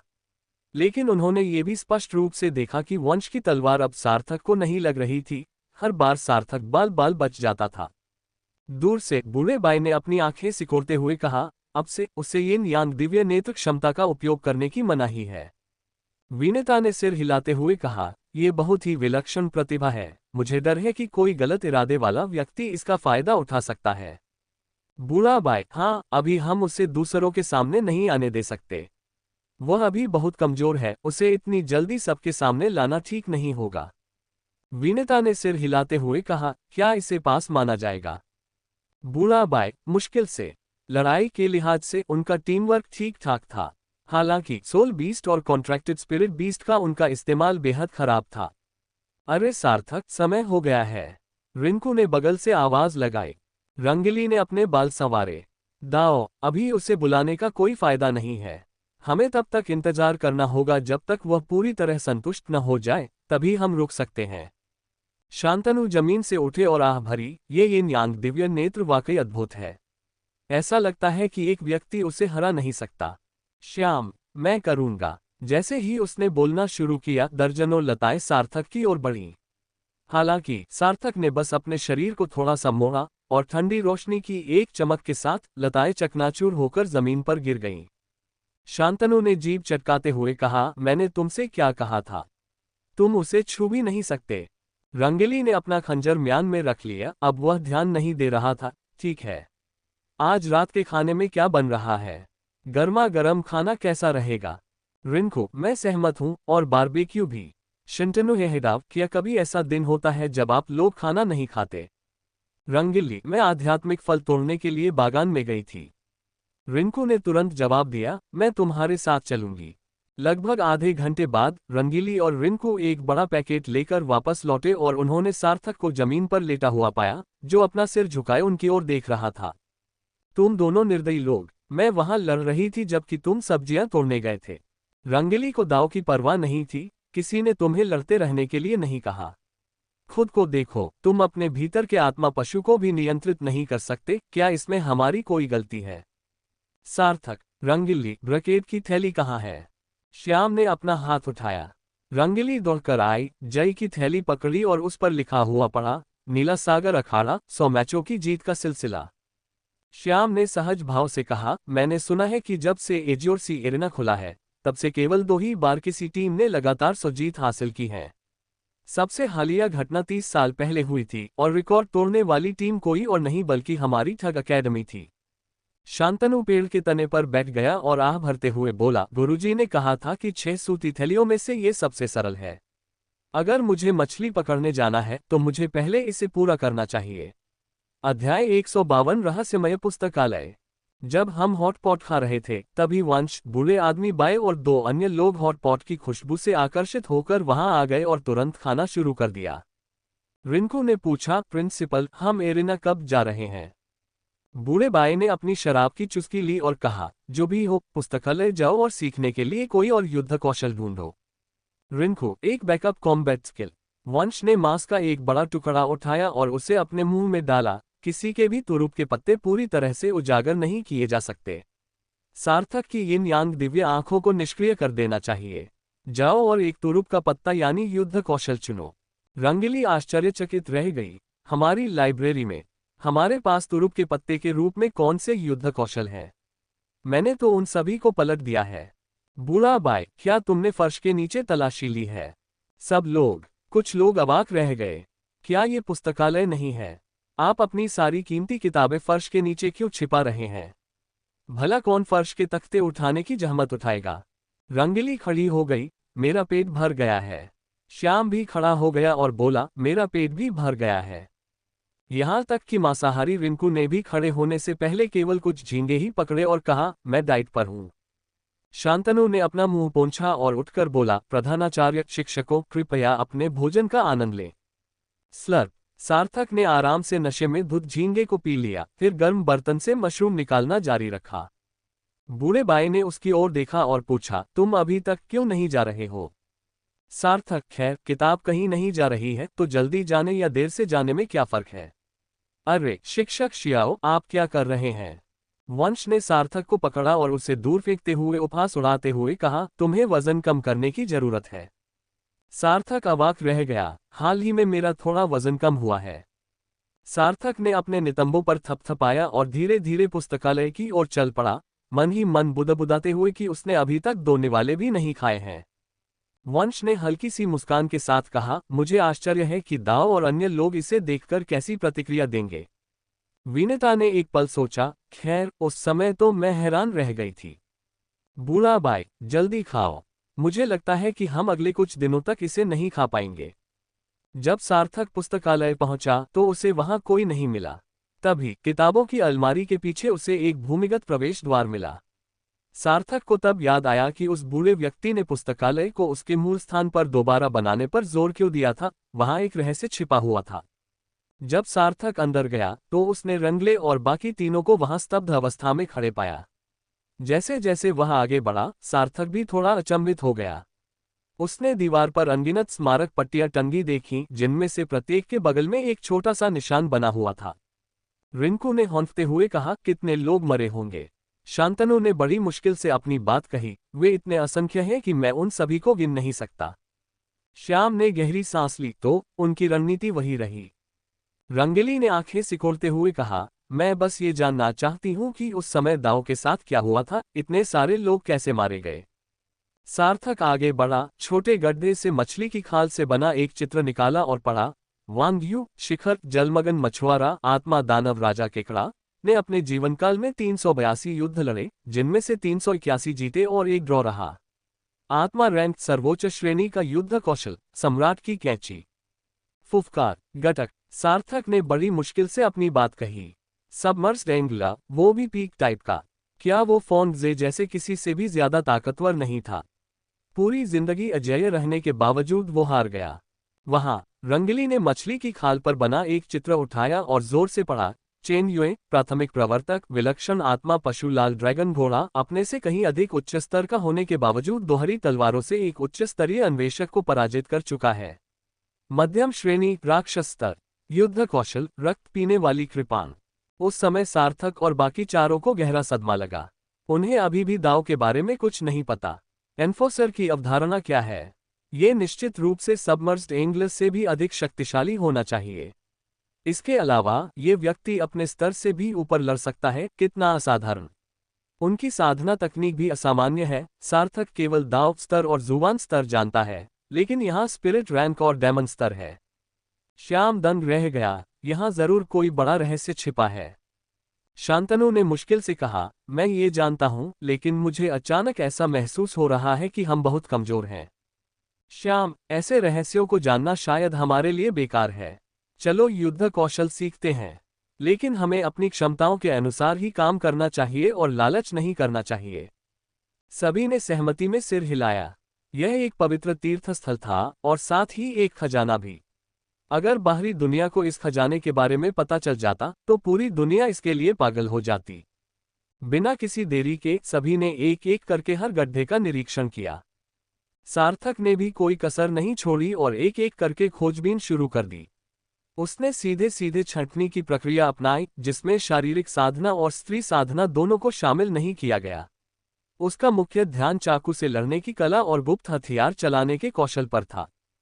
हिंसक आत्मा तकनीक नामक गुप्त तकनीक ची रक्त और आध्यात्मिक ची को विस्फोटित करती है, जिससे व्यक्ति की युद्ध शक्ति दोगुनी हो जाती है और आधी अगरबत्ती के समय तक बनी रहती है। दानव स्तरीय उच्च श्रेणी युद्ध कौशल, 1000 तारा श्लेष आत्मा संग्रहण मास्टर युद्ध कौशल, तलवार में स्वर्ग और पृथ्वी की आध्यात्मिक ऊर्जा का संचार करना। एक प्रमुख उपलब्धि प्राप्त करने वाले व्यक्ति की तलवार पहाड़ों को चीर सकती है और शहरों को नष्ट कर सकती है। स्वर्ग स्तरीय युद्ध कौशल, ईश्वर हत्यारा मुक्का। ... समूह ने अभी कुछ दर्जन किताबें ही पलटी थी कि रंगली ने दाव को पुकार कर कहा, फिर से देखने से पहले 1 मिनट रुको। रिंकू तुरंत एक कदम पीछे हट गई। मैं तो बुरी तरह डर गई। मेरा मन कर रहा है कि मैं उन सभी को चुन लूं। वे सब बहुत ताकतवर हैं। उनमें से हर एक बहुत शक्तिशाली महसूस होता है। शांतनु ने भी कहा, मैं भी। सार्थक ने सिर हिलाते हुए कहा, बुरा नहीं है, ये तो शानदार है। श्याम, हम यूं ही बेतरतीब ढंग से चुनाव नहीं कर सकते। हर युद्ध कौशल बहुत लुभावना है, लेकिन हम इसका इस्तेमाल अपनी जान बचाने के लिए कर रहे हैं, इसलिए हमें वही चुनना होगा जो हमारे लिए सबसे उपयुक्त हो। सभी ने सहमति में सिर हिलाया और फिर दस्तावेज को दोबारा देखा। 1 किताब, 2 किताबें, 10 किताबें। हालांकि सार्थक को दोनों को चुनने का प्रलोभन था, लेकिन अंततः उसने दोनों को चुनने की अपनी इच्छा को दबा दिया। वाह! स्वर्ग स्तरीय युद्ध कौशल, युद्ध देवता धनुष, 8 तीरों का संयोजन कौशल। 8 तीर दागे जाते हैं और शत्रु मर जाता है। किंवदंती है कि इस धनुष तकनीक में एक 9वां तीर भी है। जब इसे दागा जाता है तो आत्मा का नाश हो जाता है। किसी कारणवश सार्थक इस युद्ध कौशल की ओर तुरंत आकर्षित हो गया। वह हमेशा से धनुष चलाने की कला सीखना चाहता था, लेकिन उसे कभी मौका नहीं मिला था। इस बार उसे जो बात आकर्षित कर रही थी वह ये थी कि युद्ध के देवता का धनुष शत्रु की आत्मा को चकनाचूर करने की क्षमता रखता था। यह अविश्वसनीय रूप से शक्तिशाली था और वह इसके प्रति आकर्षित हुए बिना नहीं रह सका। यह उल्लेखनीय है कि दाव शांतनु ने अनगिनत प्रतिभाओं के बीच अपनी आत्मा पर आक्रमण करने की क्षमता के कारण ही विशिष्टता हासिल की थी। चुना हुआ, सार्थक ने कहा और तुरंत पढ़ना शुरू कर दिया। कुछ ही क्षण बाद सार्थक ने डेटा में बदलाव देखा। युद्ध देवता का धनुष स्वर्ग श्रेणी मध्यम श्रेणी। नोट: ये 1000 स्टार सिटी में 3000 साल पहले का पहला तीरंदाजी कौशल है। 9वां तीर अजेय था। ये युद्ध कौशल लगभग उच्च श्रेणी का है।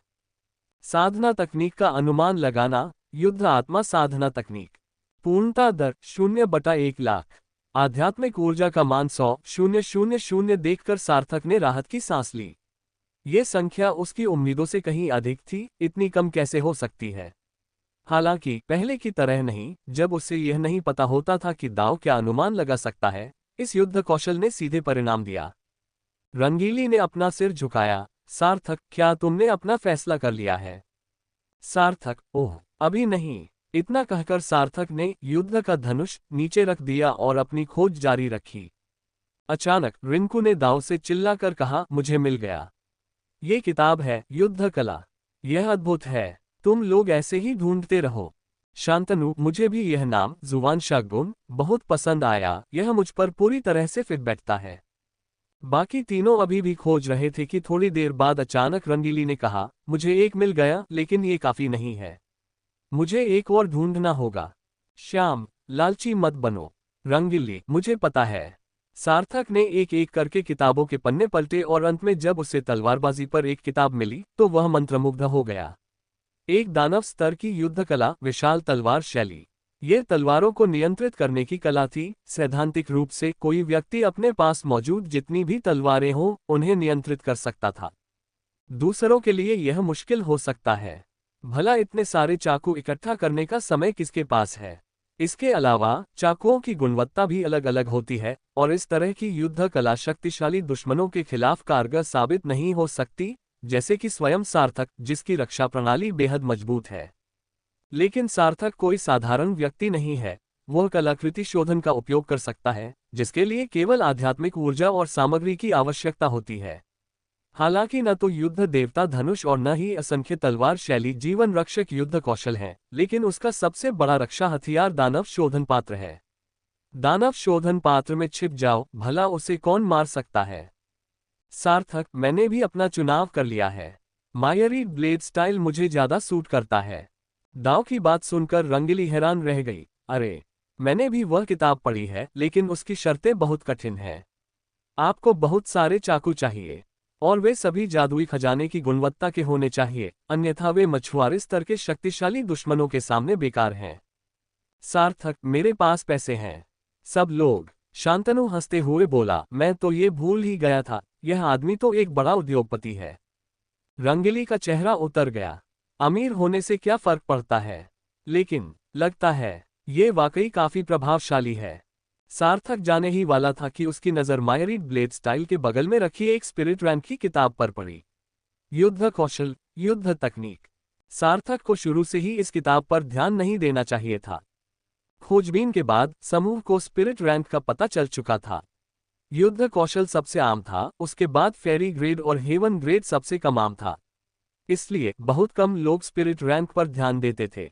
सार्थक ने युद्ध कौशल पर ध्यान केंद्रित किया, लेकिन वह अलग था। उसने रहस्यमय शरीर तकनीक के बारे में सोचा। उसे धुंधला सा याद था कि रहस्यमय शरीर तकनीक केवल एक उच्च श्रेणी की नश्वर शरीर साधना विधि थी, लेकिन उसके अनुमान के बाद ये शरीर को मजबूत करने वाले अंशों के 108 अध्याय बन गई। क्या यह महज एक संयोग हो सकता है? सार्थक ने युद्ध शरीर विधि की पुस्तक उठाए, उसे खोला और उसका चेहरा अजीब सा हो गया। बैटल बॉडी टेक्निक एक ऐसी शारीरिक शक्ति बढ़ाने की तकनीक है जो शुद्ध आध्यात्मिक ऊर्जा का उपयोग करके पूरे शरीर के प्रमुख एक्यूपॉइंट्स को मजबूत बनाती है, जिससे एक आध्यात्मिक ऊर्जा को सोखने वाला युद्ध शरीर तैयार होता है। युद्ध के दौरान ये शून्य लोक से लगातार आध्यात्मिक ऊर्जा को अवशोषित कर सकता है। बस इतना ही, बस इतना ही। अध्याय 153 मछली ड्रैगन गिरोह आ गया है।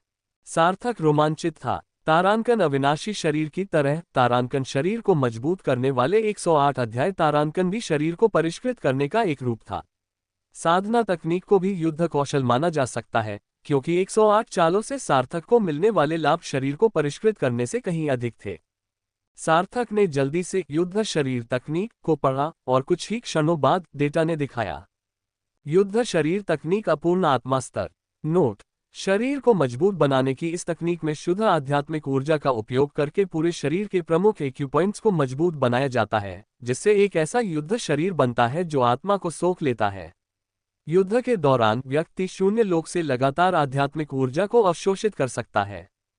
कमियां: शारीरिक युद्ध कौशल की कमी के कारण आवश्यक सहायता को बनाए रखना संभव नहीं है। साधना तकनीक का अनुमान लगाना, आत्मा को अवशोषित करने वाला युद्ध शरीर। पूर्णता दर 0/50,000।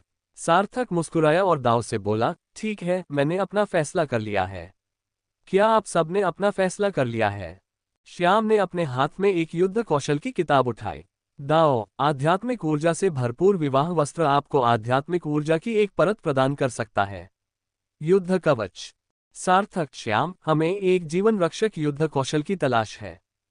श्याम ने फिर एक और किताब उठाई, द सब्स्टिट्यूट टेक्निक, जो आपको एक आध्यात्मिक पौधे के साथ शरीर बदलने और उस आध्यात्मिक पौधे को आपकी जगह मरने की अनुमति देती है।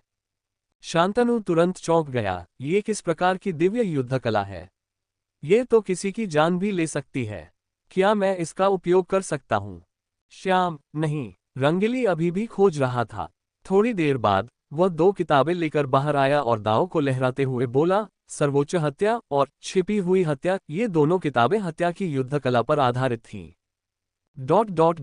जब सभी लोग पुस्तकालय से बाहर आ गए तो श्याम ने उस क्षेत्र को ढकने के लिए एक किताबों की अलमारी का इस्तेमाल किया। सभी सहमत थे, यहाँ मौजूद युद्ध कौशल शायद बिहाई शहर में हर जगह खोज करने पर भी बेजोड़ थे। यहाँ इतने सारे युद्ध कौशल प्रदर्शित किए जा रहे थे, अगर दूसरों को पता चल जाता तो क्या वे ठग अकादमी को नष्ट नहीं कर देते? बाहर वंश दरवाजे पर खड़ा था और सार्थक को अजीब नजरों से देखते हुए बोला, सार्थक, कोई तुम्हें ढूंढ रहा है। सार्थक: ठग अकादमी के प्रवेश द्वार पर रंगीली और अन्य लोग उत्सुकता से पीछे पीछे गए। तभी उन्होंने रिंकू को ये कहते हुए सुना, एक और मोटा आदमी। इस दुनिया में इतने सारे मोटे लोग हैं। आने वाले मेहमान ली गान और गणेश के अलावा और कोई नहीं थे। सार्थक को देखते ही गणेश ने तुरंत चिल्लाकर कहा, युवक स्वामी, युवक स्वामी। ली गण, मैं गिरोह के नेता से मिला हूँ। सार्थक ने आश्चर्य से पूछा, आप यहाँ क्यों आए हैं?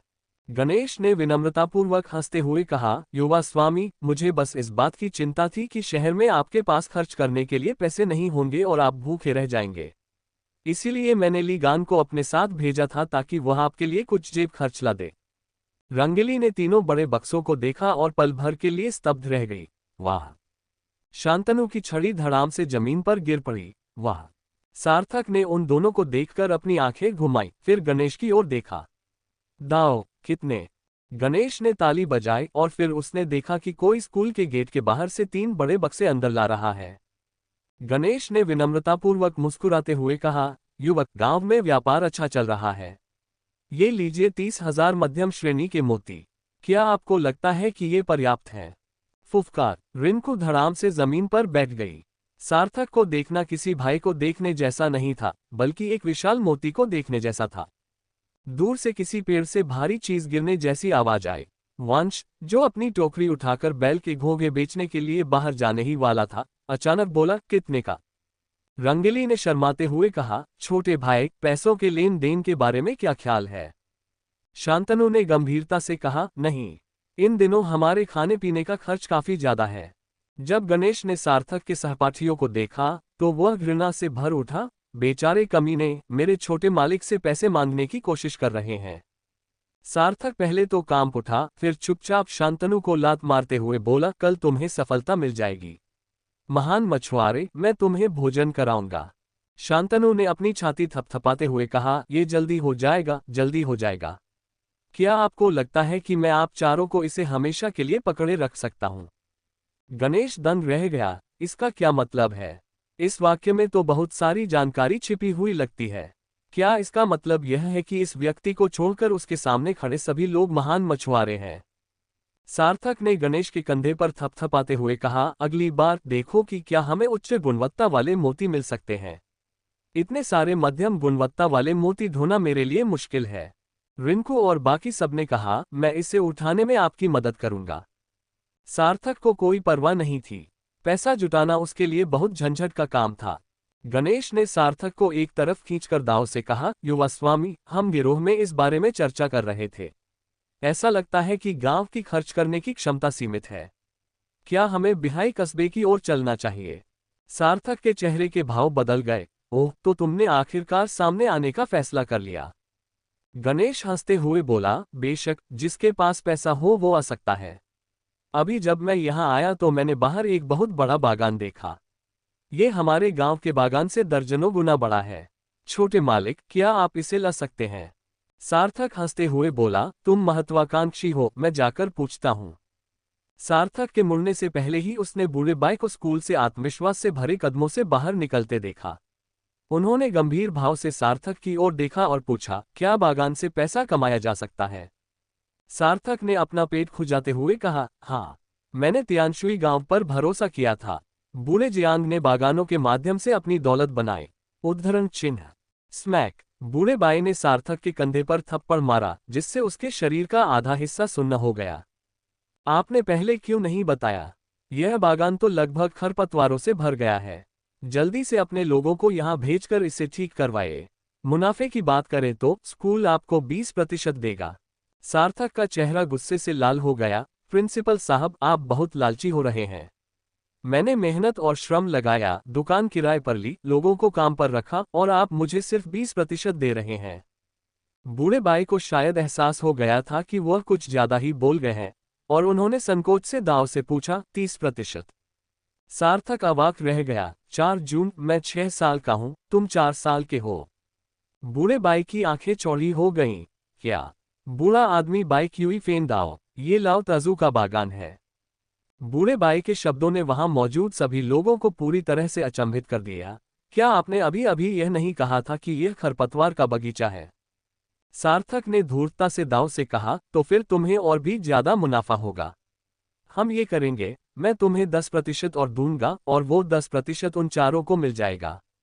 शांतनु ने हाथ उठाया और कहा, मैं सहमत हूं। बूढ़े बाई ने शांतनु पर आंखें घुमाते हुए कहा, तुम्हें इससे क्या लेना देना है? रंगीली, जो उतनी ही चालाक थी, ने दाव से कहा, दादाजी डीन, जरा सोचिए। उनके गांव के लोग शहर में कैसे बच सकते हैं? अगर दाव मुसीबत में पड़ जाए तो आपको उनकी जगह लेनी पड़ेगी। हमें 10% दे दीजिए, हम आपकी रक्षा करेंगे, और आप बस अपने पैसे लेने का इंतजार कीजिए। सार्थक ने रंगाले की ओर देखा और मन ही मन सोचा, कितना समझदार है। उसने अपनी बात पर जोर देते हुए कहा, 60/40 के बंटवारे से आपको मुनाफा होना तय है। हर महीने 70 से 80 हजार मध्यम श्रेणी के मोती मिलेंगे, आप उन्हें जैसे चाहे खर्च कर सकते हैं। बूढ़े बाई की भौहें तन गईं। संख्या देखकर वह चौंक गया था। 70 या 80 हजार मध्यम श्रेणी की स्पिरिट पल्प, वाह, ये तो बहुत ज्यादा है। बूढ़े बाई ने कुछ देर सोचा, ठीक है, लेकिन स्कूल बागान का प्रबंधन नहीं करेगा, आपको इसे संभालने के लिए अपने लोगों को लाना होगा। सार्थक मन ही मन बड़बड़ाया, वो बूढ़ा आदमी बिना कुछ किए ही सारा फायदा उठा लेता है, मुफ्त में 40% कमीशन ले लेता है। अच्छा हुआ कि मैं रंगाले और बाकी लोगों को साथ ले आया, वरना मेरी जगह कौन लेता। बूढ़े बाई पर भरोसा करना बिल्कुल भी ठीक नहीं है। ठीक है, आपके ऐसा कहने पर आप बस इंतजार कर सकते हैं कि ठग अकादमी चारों अकादमियों में सबसे अमीर बन जाए। ये कहकर बूढ़ा बाई चला गया। वंश के पास से गुजरते हुए वंश ने पूछा, बूढ़े बाई, क्या इसका मतलब यह है कि मुझे अब बैल घोंगे नहीं बेचने पड़ेंगे? बूढ़े बाई ने उपहास उड़ाते हुए कहा, बकवास। क्या तुम्हें ठग अकादमी के शिक्षक को बैल के घोंगे बेचने की जरूरत है? विनीता, बूढ़ी बाई, क्या इसका मतलब यह है कि मुझे अब एक्सक्विजिट पैगोडा में काम पर नहीं जाना पड़ेगा? बूढ़े बाई ने सहज भाव से उत्तर दिया, बिल्कुल, मैं तुम्हें अब से 2 टोकरी मध्यम श्रेणी के मोती उत्कृष्ट पैगोडा में खरीदारी के लिए ले जाने दूंगा। विनीता ने दाव पर हंसते हुए कहा, व्यर्थ। बूढ़े बाई ने आह भरी, मैं 30 साल से गरीब हूं। क्या मैं किसी अमीर छात्र को भर्ती नहीं कर सकता? उस जमाने में तो 70-80 हजार मध्यम श्रेणी के मोती भी कुछ नहीं थे, 70-80 हजार उच्च श्रेणी के मोती तो कुछ भी नहीं थे। विनीता खिलखिलाकर हंसी, तुम तो बस शेखी बघार रही हो। कभी कभी जब मुझे इतनी भूख लगती है कि मेरे पास खाने को कुछ नहीं होता, तो मैं धूप में बैठकर भूख मिटाने की कोशिश करती हूँ, लेकिन मुझे तो ये भी नहीं पता कि दाव कौन है। ... सार्थक ने गणेश दाव की ओर मुड़कर कहा, देखा तुमने, अब से फिश ड्रैगन गैंग का मुख्यालय बिहाई टाउन में होगा। जब ऐसा हो जाए, अगर कोई गड़बड़ करे तो तुम हमारे ठग अकादमी के किसी भी सदस्य से संपर्क कर सकते हो। रिंकू ने फैसला किया, बिल्कुल सही। अगर कोई भी परेशानी खड़ी करने की हिम्मत करे तो मेरे पास आए। शांतनु ने पैर पटकते हुए कहा, हाँ, मैं फैटी के साथ जाऊंगा। श्याम ने एक पल सोचा, आप भी मुझसे संपर्क कर सकते हैं। गणेश ने समूह को खाली निगाहों से देखा, फिर सार्थक की ओर देखा। सार्थक उसे अर्थपूर्ण निगाहों से देखता रहा और मन ही मन सोचने लगा, बेवकूफ चार बेहद आशाजनक शेर। उन्होंने इन्हें बहुत कम कीमत पर खरीद लिया। ऐसा व्यापार कहीं और नहीं हो सकता। ये इतने नासमझ कैसे हो सकते हैं? सार्थक दाओ, गणेश, ये लोग अब से हमारे शेयरधारक हैं। जब चाहे इन्हें खाना और खिलौने भेजिए, समझे? गटक, ही। गणेश थोड़ा असमंजस में था। क्या गांव के मुखिया ने यह नहीं कहा था कि सार्थक जिस स्कूल में जाता था वह लगभग नामुमकिन था, इतना दयनीय था कि उसे देखना भी असहनीय था। लेकिन ये स्थिति ठीक नहीं लग रही थी। वे गरीब तो हो सकते हैं, लेकिन ये लोग तो काफी क्रूर लग रहे थे। गणेश ने गहरी सांस ली। चिंता मत करो युवा स्वामी, गणेश इस मामले को अच्छी तरह से संभाल लेगा। अध्याय 154 मंच पर प्रस्तुति। जंगल में रिंकू और शांतनु ने सार्थक को मध्यम श्रेणी के मोतियों से भरा बक्सा खींचने में मदद की। सबसे असहनीय बात यह थी कि शांतनु अक्सर डिब्बे से मुट्ठी भर फल निकालकर अपनी जेब में रख लेता था। देखते देखते उसकी जेबें पूरी तरह भर गईं। सार्थक ने असहाय होकर उसकी ओर देखा, लेकिन तभी उसने शांतनु दाव को ये कहते सुना, नहीं, ये बक्सा बहुत भारी है और मैं इतना ताकतवर भी नहीं हूं। इसमें ज्यादा मेहनत नहीं लगेगी। रिंकू अवाक रह गया। भला मैं शांतनु जितना बेशर्म कब हो गया? पहले तो वो प्रधानाचार्य की सब्जियां उनके सामने ही चुरा लेता था। सार्थक के मामूली मोती भी वो पलक झपकाए बिना चुरा लेता था। सार्थक को परवाह नहीं थी, प्रत्येक व्यक्ति उपहार के रूप में अधिकतम 100 ही प्राप्त कर सकता है और मुझे अभी भी चाकू खरीदने के लिए उस पैसे की आवश्यकता है। रिंकू ने शांतनु की ओर इशारा करते हुए कहा, देखो, ये सब उसकी जेब से गिर रहा है। रंगीली, कितनी बेवकूफ़ी वाली बात है। हम शेयरधारक हैं, हमें अपनी जेबों में पैसा भरने की क्या जरूरत है? शांतनु अचंभित रह गया। उसे यह बात समझ में आई। वह गरीब होने से बहुत डरा हुआ था और उसने पहले कभी इतना पैसा नहीं देखा था। इसलिए उसने अपनी जेब से सारे मोती निकाल लिए। आखिर उसके पास पैसे तो थे ही। अंततः मध्यम श्रेणी के मोतियों को रखने की कोई जगह नहीं बची थी। सार्थक उन्हें शुद्धिकरण के लिए तो नहीं फेंक सकता था, इसलिए उसने उन्हें वृक्ष गृह के नीचे ही छोड़ दिया। फिर वह साधना करने के लिए पहाड़ पर चला गया। सार्थक भीड़ से बचते हुए उत्सुकता से बैठने के लिए जगह ढूंढने लगा। कटौती, 50,000 आध्यात्मिक ऊर्जा बिंदु पलक झपकते ही गायब हो गए। इसके तुरंत बाद नए आंकड़े सामने आए। साधना तकनीक, आत्मा अवशोषक युद्ध शरीर, अपूर्ण आत्मा स्तर दिव्य श्रेणी। नोट, शरीर को मजबूत बनाने की इस तकनीक में शुद्ध आध्यात्मिक ऊर्जा का उपयोग करके पूरे शरीर के प्रमुख एक्यूपॉइंट्स को मजबूत बनाया जाता है, जिससे एक ऐसा युद्ध शरीर बनता है जो आत्मा को सोख लेता है। युद्ध के दौरान व्यक्ति शून्य लोक से लगातार आध्यात्मिक ऊर्जा को अवशोषित कर सकता है। फ्यूजन, क्या इसका संबंध शरीर को मजबूत करने वाले टुकड़ों के 108 अध्याय से है? क्या तुम ऐसा कर सकते हो? विलय, फिर शरीर को मजबूत करने वाले अंशों के 108 अध्याय गायब हो गए और आत्मा को सोखने वाला युद्ध शरीर भी गायब हो गया, जिसके स्थान पर आत्मा को सोखने वाले युद्ध शरीर के 108 पद नामक शरीर को परिष्कृत करने वाला एक ग्रंथ आ गया। युद्ध कौशल, आत्मा अवशोषित युद्ध शरीर के 108 पद दिव्य श्रेणी। ध्यान दें, मानव शरीर एक फनल की तरह है जिसमें 108 विशिष्ट स्पर्श बिंदु और 36 घातक बिंदु हैं, जिनमें से प्रत्येक संभावित रूप से घातक है। इन स्पर्श बिंदुओं को गहन तकनीकों का उपयोग करके विकसित करना चाहिए। शरीर के प्रमुख स्पर्श बिंदुओं को शुद्ध आध्यात्मिक ऊर्जा से पोषित करना चाहिए ताकि आध्यात्मिक ऊर्जा को अवशोषित करने में सक्षम शरीर का निर्माण हो सके। युद्ध के दौरान व्यक्ति शून्य लोक से निरंतर आध्यात्मिक ऊर्जा को अवशोषित कर सकता है। खेती की तकनीक का अनुमान अज्ञात। पूर्णता दर 0/10 लाख। सार्थक को आश्चर्य नहीं हुआ। दिव्य श्रेणी, क्या यह आदरणीय श्रेणी नहीं होनी चाहिए? फोंगजे ने पहले कहा था कि यह आदरणीय श्रेणी के शक्तिशाली योद्धाओं द्वारा इस्तेमाल की जाने वाली युद्ध कला है। क्या इसका संबंध दिव्य श्रेणी से हो सकता है? क्या आदरणीय श्रेणी का अर्थ दिव्य श्रेणी का अभ्यास करना नहीं है? हालांकि ये स्पिरिट रैंक से बेहतर है। डिवाइन ग्रेड उससे एक कदम ऊपर है, लेकिन दुर्भाग्य से यह हेवन ग्रेड नहीं है। डिवाइन ग्रेड अन्यथा ये बॉडी रिफाइनिंग विधि बहुत शक्तिशाली हो जाती। सिमुलेशन में 10 लाख स्पिरिट ची की खपत देखकर सार्थक ने तुरंत हार मान ली। अब उसे स्पिरिट ची कहां से मिलेगी? उसने वॉइड फिशिंग टेक्निक के तीसरे स्तर को अपग्रेड करने के लिए टॉप ग्रेड स्पिरिट स्टोन का उपयोग करने की योजना बनाई थी। हालांकि उसे तूफानी बरसाती दिन का इंतजार करना था, अन्यथा वॉइड फिशिंग टेक्निक बहुत अधिक हलचल मचा देगी। टॉप ग्रेड स्पिरिट स्टोन के अलावा सार्थक के पास केवल 100 से कम लो ग्रेड स्पिरिट स्टोन बचे थे। कुल मिलाकर उसके पास 10 लाख से भी कम स्पिरिट ची थी। सार्थक रुका नहीं, उसने युद्ध के देवता के धनुष का पता लगाना जारी रखा। उसने पलक झपकाए बिना ही 100,000 आध्यात्मिक ऊर्जा खर्च कर दी। युद्ध आत्मा तीरंदाजी तकनीक स्वर्ग श्रेणी उच्च श्रेणी। नोट: ये गॉड ऑफ वॉर बो से व्युत्पन्न एक परिष्कृत 9 धनुष युद्ध कौशल है।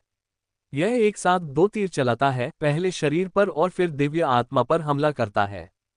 प्रत्येक तीर पिछले तीर से बेहतर है और सभी 9 तीरों को एक साथ चलाया जा सकता है और एक में संयोजित किया जा सकता है। खेती की तकनीक का अनुमान अज्ञात। पूर्णता दर 0/1 करोड़। फुफकार। सार्थक अवाक रह गया। 100,000 आध्यात्मिक ऊर्जा अंक और आप मुझे अनंत रूप से उच्च श्रेणी से उच्च श्रेणी का व्युत्पत्ति दे रहे हैं। आगे की व्युत्पत्ति के लिए 10 मिलियन अंकों की आवश्यकता है। क्या आप मुझे लूट रहे हैं? सार्थक पूरी तरह से अचंभित था। उसने सोचा था कि वह स्वर्ग स्तरीय रचना कर सकता है। दिव्य स्तर, इसमें और बिना किसी कटौती के क्या अंतर है? ये तो 100,000 आध्यात्मिक ऊर्जा की पूरी तरह से बर्बादी है। उसके दिमाग में तीरंदाजी की अनेकों तकनीकें कौंध गईं। ये सचमुच जीवन रक्षक दिव्य कौशल था। एक बार साधना सफल हो जाने पर उसे कौन रोक सकता था?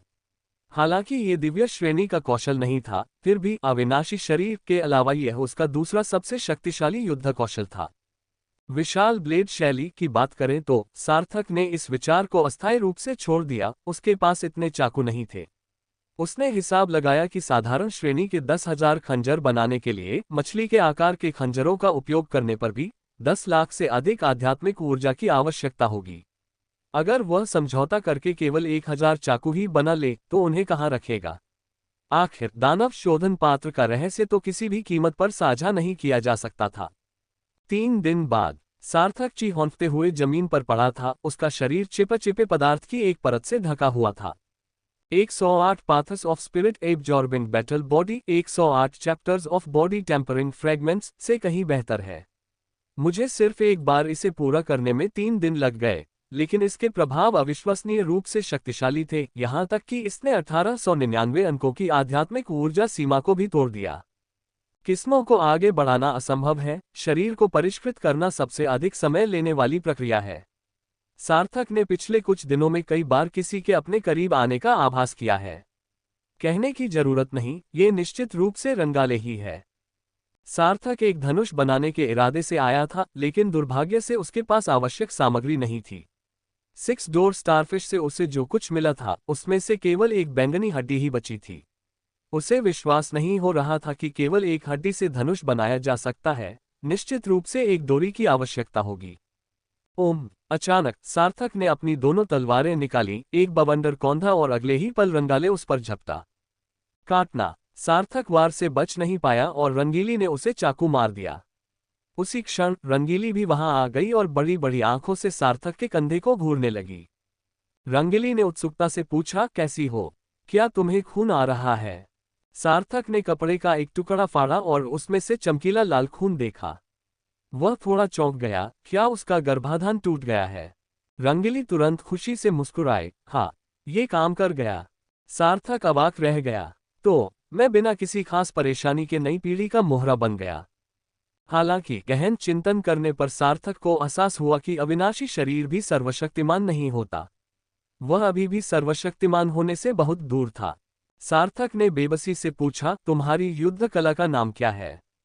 रंगीली, सर्वोच्च प्रहार। कहा जाता है कि इस युद्ध कौशल का प्रयोग एक पूजनीय व्यक्ति को घायल करने के लिए किया गया था। दुर्भाग्य से ये स्पष्ट नहीं है कि पूजनीय व्यक्ति किस स्तर का था, लेकिन मुझे लगता है कि वह बहुत शक्तिशाली रहा होगा। सार्थक नाराज है। ठग अकादमी में शामिल होने के बाद से उसने रिंकू की जगह ले ली है। पहले तो रंगाले ही रिंकू को मार गिराता था, अब उसकी जगह उसे ही क्यों चाकू मारा जा रहा है? सार्थक, बाकी लोग कहाँ हैं? रंगेली ने अपनी कटार म्यान में रखते हुए कहा, शियाओ कुआंकुन की युद्ध कला सैनिकों को नियंत्रित करने की एक तकनीक है जिसमें एक आक्रमणकारी और एक रक्षात्मक कौशल शामिल है। वह इसका अभ्यास लगभग पूरा कर चुकी है और पहाड़ के नीचे गर्मागर्म सूप पी रही है। शियाओ बाई की मृत्यु का विकल्प तकनीक भी कठिन नहीं है, उसने इसे एक दिन में ही सीख लिया। लेकिन शांतनु का रहस्यमय हत्यारा डंडा कुछ अजीब है। जब वह प्रहार करता है तो ऐसा लगता है जैसे वह एक धुंधली छाप छोड़ जाता है, रक्षा को अनदेखा करते हुए सीधे आत्मा पर हमला करता है। हालांकि हमले की शक्ति बहुत अधिक नहीं है, ये केवल अस्थायी रूप से भ्रम पैदा कर सकता है और मेरे खिलाफ अप्रभावी है। सार्थक अवाक रह गया, क्या इसे शेखी मारना माना जाता है? रंगीली ने सार्थक को गौर से देखा, ठीक है, तुम्हारा क्या तुम्हें मायरी ब्लेड स्टाइल नहीं मिली? पिछले कुछ दिनों से तुम शरीर को निखारने में क्यों लगे हो? सार्थक ने मन ही मन सोचा, ये लड़की सचमुच चुपके से यहाँ आ गई है। मुझे अभ्यास करने के लिए एक चाकू चाहिए। रंगेली ने उपहास उड़ाते हुए कहा, तुम अमीर हो, है ना? जाओ और कुछ खरीद लो। तुम तो एक्सक्विजिट पैगोडा से $100 खरीद सकते हो। सार्थक ने अपना हाथ उठाया और दाओ के शरीर को सूंघते हुए थोड़ी घृणा के साथ कहा, मायरियड ब्लेड स्टाइल एक जीवन रक्षा कौशल है। मुझे नहीं लगता कि कभी मुझे एजियोर सी एरिना में जीवित रहने की जरूरत पड़ेगी। तो कोई बात नहीं, बाद में। मैं नहाने जा रहा हूं, क्या तुम भी आना चाहोगे? ठंडी रोशनी की एक तेज चमक हवा में फैल गई और सार्थक बड़बड़ाते हुए भाग गया, ठीक है, मैं नहीं जाऊंगा। एक लड़की को संयमित रहना चाहिए। रंगीली चीने नाक सिकोड़ी। आमतौर पर वह दूसरों को चिढ़ाती रहती थी, उसने कभी नहीं सोचा था कि सार्थक इतना बेशर्म होगा, हमेशा उसे इस तरह चिढ़ाता रहेगा। उसने नाक सिकोड़ते हुए कहा, जब सुप्रीम के कांटे और मजबूत हो जाएंगे तो मैं इस आदमी को पीठ में छुरा घोंप दूंगी। आधे घंटे बाद सार्थक मेज पर आया, एक मशरूम उठाया और उसे अपने मुंह में डाल लिया। रिंकू ने सार्थक को देखा और गुस्से से उसकी ओर इशारा करते हुए कहा, तुमने फिर से वजन क्यों घटा लिया? सार्थक ने इतराते हुए कहा, मैंने तुम्हें बहुत पहले ही बता दिया था। मेरा वजन बढ़ना सिर्फ अस्थायी है। मैं पहले न केवल पतला था बल्कि सुंदर भी था। शांतनु थोड़ा और करीब आया और बोला, क्या मैं तुमसे ज्यादा सुंदर हूं? रोल। श्याम, ठीक है, सब लोग आ गए हैं। खाना खत्म करने के बाद चलते हैं। सार्थक ने आश्चर्य से पूछा, इतनी जल्दी? श्याम का सरल ज्ञान, एजियोर सी एरिना में लगातार 100 गेम जीतना तो बस पहला कदम है। निस्संदेह दूसरा रहस्य समुद्र में छिपा है, शायद तीसरे स्तर के मछली पकड़ने के मैदान में भी। हमें वास्तव में वहीं जाना चाहिए। रिंकू ने मांस का एक टुकड़ा निगलते हुए कहा, तीसरे स्तर का मछली पकड़ने का मैदान? मैं तो कभी दूसरे स्तर के मछली पकड़ने के मैदान में भी नहीं गया। शांतनु आलसी दाव, तो चलिए पहले दूसरे स्तर के मछली पकड़ने के मैदान का जायजा लेते हैं। अगर हमें कोई परेशानी नहीं हुई तो चलिए तीसरे स्तर के मछली पकड़ने के मैदान पर चलते हैं। भोजन के बाद 5 लोग अत्यंत गर्व और उमंग से भरे हुए विद्यालय के द्वार से बाहर निकले। ये पहली बार था जब वे विद्यालय से बाहर निकले थे, पहली बार ऐतिहासिक मंच पर कदम रख रहे थे। वे न केवल स्वयं का बल्कि अपने पीछे मौजूद विद्यालय का प्रतिनिधित्व कर रहे थे। उसके पीछे वंश ने सार्थक और बाकी लोगों को जाते हुए देखा और पूछा, बूढ़े सफेद, आपको क्या लगता है कि लगातार 100 जीत हासिल करने में कितना समय लगेगा? बूढ़ा बाई, 3 महीने। विनीता, मुझे ऐसा नहीं लगता। हालांकि सोल बीस्ट एप्लीकेशन में कुछ कमियां हैं, लेकिन यह ज्यादा से ज्यादा 2 महीने ही चलेगा। अध्याय 155 उत्कृष्ट पैगोडा। बिहाई टाउन द एरिना, जो एक्सक्विजिट पैगोडा के ठीक बगल में स्थित है, केवल 1 किलोमीटर की दूरी पर है, फिर भी ये लगभग 3 फुटबॉल मैदानों के बराबर क्षेत्र में फैला हुआ है। रंगेली ने पूछा, क्या हमें टीम की वर्दी का एक सेट खरीदना चाहिए? सार्थक ने अपने मछली की खाल जैसे दिखने वाले बॉडीसूट पर एक नजर डाली, उसे इसकी बदसूरती की आदत हो गई थी। एक्सक्विजिट पैगोडा के पास से गुजरते हुए सार्थक ने अपना पेट खुजाया, खरीद लो। शांतनु की आंखें चमक उठी, मुझे समुद्री रेशम वाला चाहिए, ये बहुत सुंदर है। जैसे ही वे सीढ़ियों पर चढ़े, कोई उनके पास आया और बोला, आप क्या ऑर्डर करना चाहेंगे? एक्सक्विजिट पैगोडा चुनकर आप एक खास रवैया अपना रहे हैं। शांतनु ने अधीर होकर दाव से कहा, कपड़े खरीदो, रेशमी कपड़े। हमारे पास पैसों की कमी नहीं है, सबसे अच्छे कपड़े लाओ। सार्थक अवाक रह गया, क्या आपके पास पैसों की कमी नहीं है? आप सब मध्यम श्रेणी के मोतियों से भरे थैले लिए घूम रहे हैं, क्या ये सब मेरे नहीं है? वेटर ने मुस्कुराते हुए उनका स्वागत किया। जी हाँ, जी हाँ। क्या आप एक सेट लेना चाहेंगे या आप अपनी पसंद की चीजें चुनना चाहेंगे?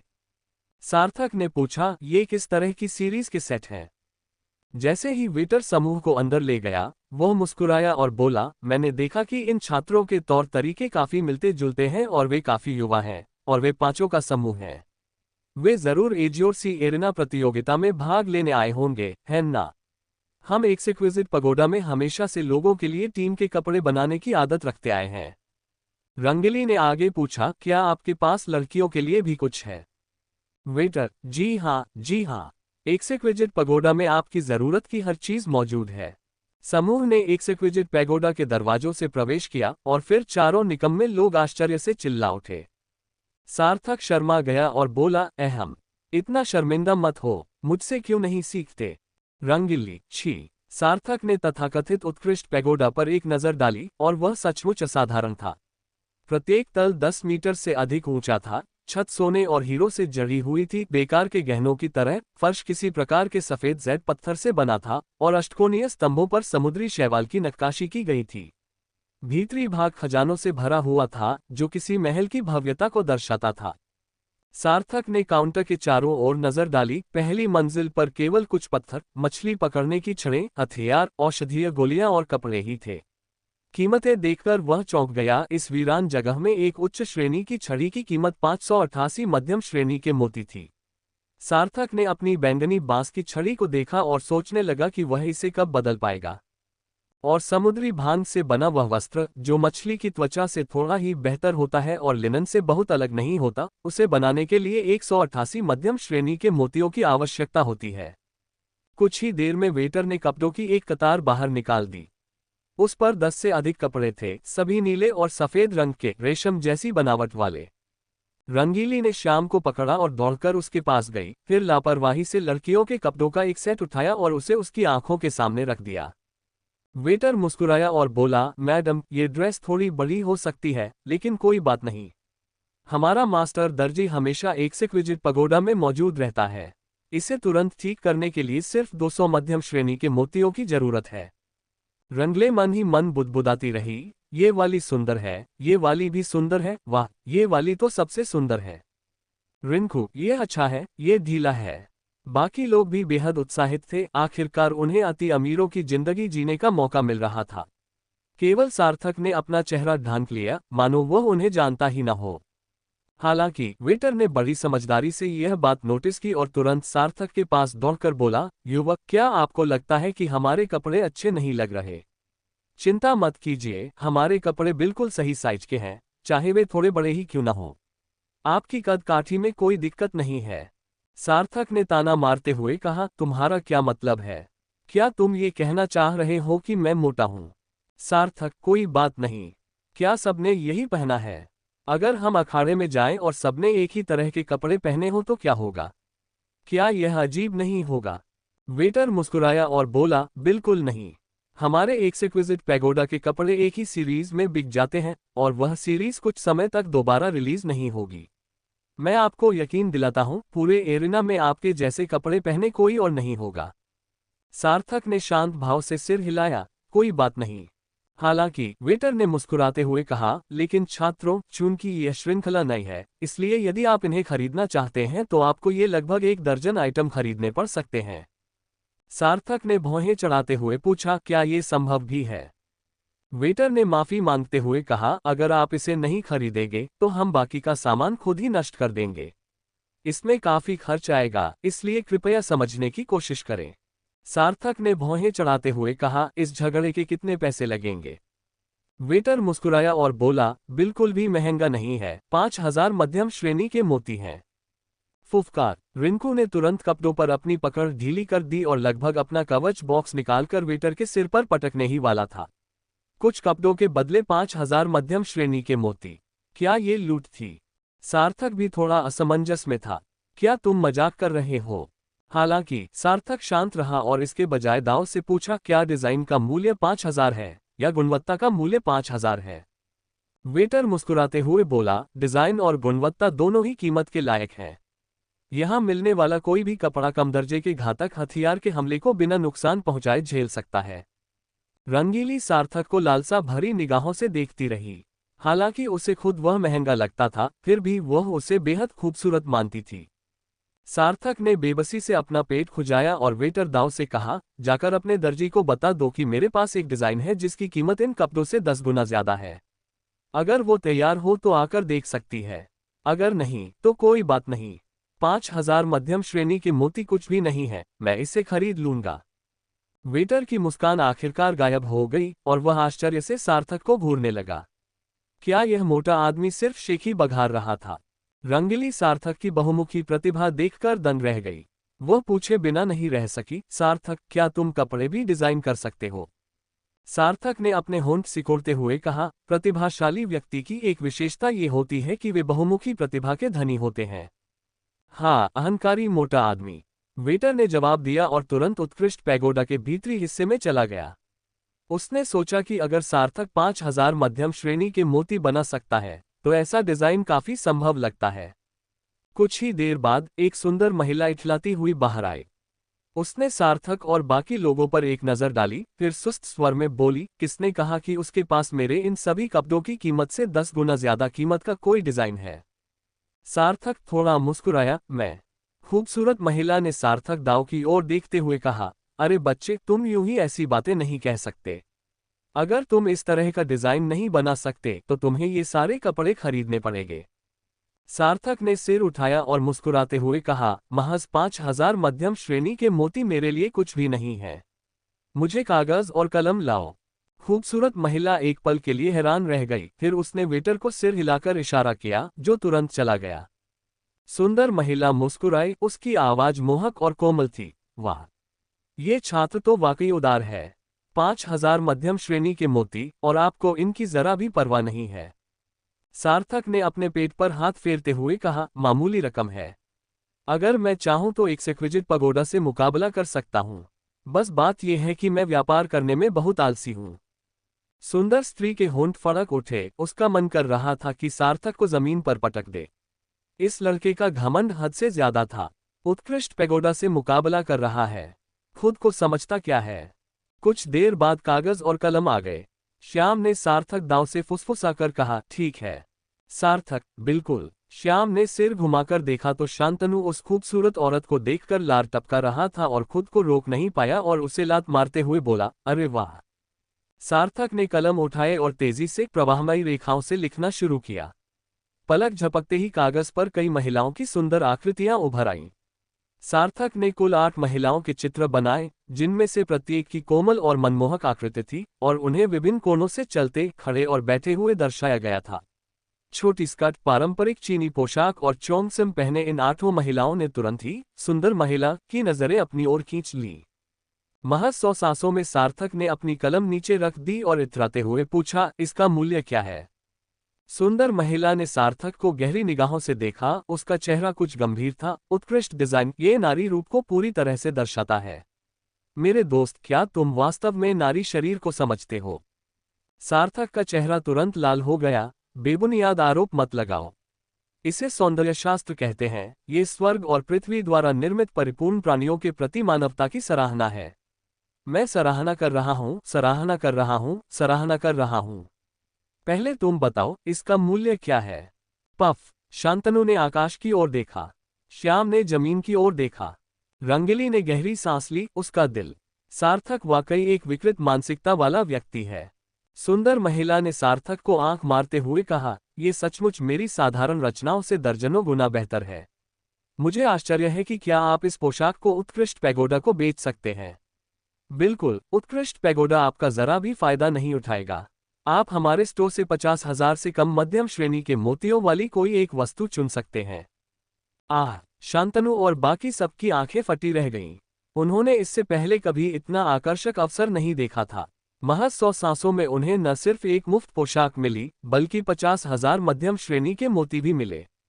शांतनु ने सार्थक के गले में हाथ डालते हुए कहा, नहीं, मुझे लगता है कि यह बिक सकता है। सार्थक की तबीयत ठीक नहीं है। दाव, चुप रहो, तुम मेरी प्रतिष्ठा गिरा रहे हो। शांतनु। रंगीली ने सार्थक की आस्तीन खींचते हुए फुसफुसाकर कहा, क्या हम इसे बेच नहीं सकते? मुझे लगता है कि तस्वीर में दिख रही यह ड्रेस अच्छी लग रही है। हम कपड़ा खरीद कर इसे खुद बना सकते हैं। श्याम, मैं सहमत हूं। सार्थक ने उन दोनों को नजरअंदाज कर दिया। महिला को केवल इतना पता था कि दाव कीमती सामान की रक्षा कर रही है, उसे इस बात का अंदाजा नहीं था कि उसके हाथों में उससे भी कहीं बेहतर चीज है। सार्थक ने हाथ हिलाकर बात टालते हुए कहा, बेचो, मेरे पास इससे बेहतर डिजाइन है। रंगीली की आंखें चमक उठी, सच में? तो चलो हम खुद ही कपड़ा खरीद लेते हैं और इससे भी बेहतर कुछ बनाते हैं। श्याम ने ब्लूप्रिंट को देखते हुए भौहें चढ़ा ली और कहा, मुझे अब भी लगता है कि यह वाला बेहतर है। गर्जन। अचानक पास ही से सुनामी जैसी एक जोरदार आवाज आए और सब लोग मुड़कर देखने लगे। ब्यूटीफुल वुमन ने दाव से कहा, वह टीम जरूर जीत गई होगी, उन पर दांव लगाने वाले लोग खुशी मना रहे होंगे। अरे, हमारे पास बहुत सारी अच्छी चीजें हैं जो आपके जीतने की संभावना बढ़ा सकती हैं।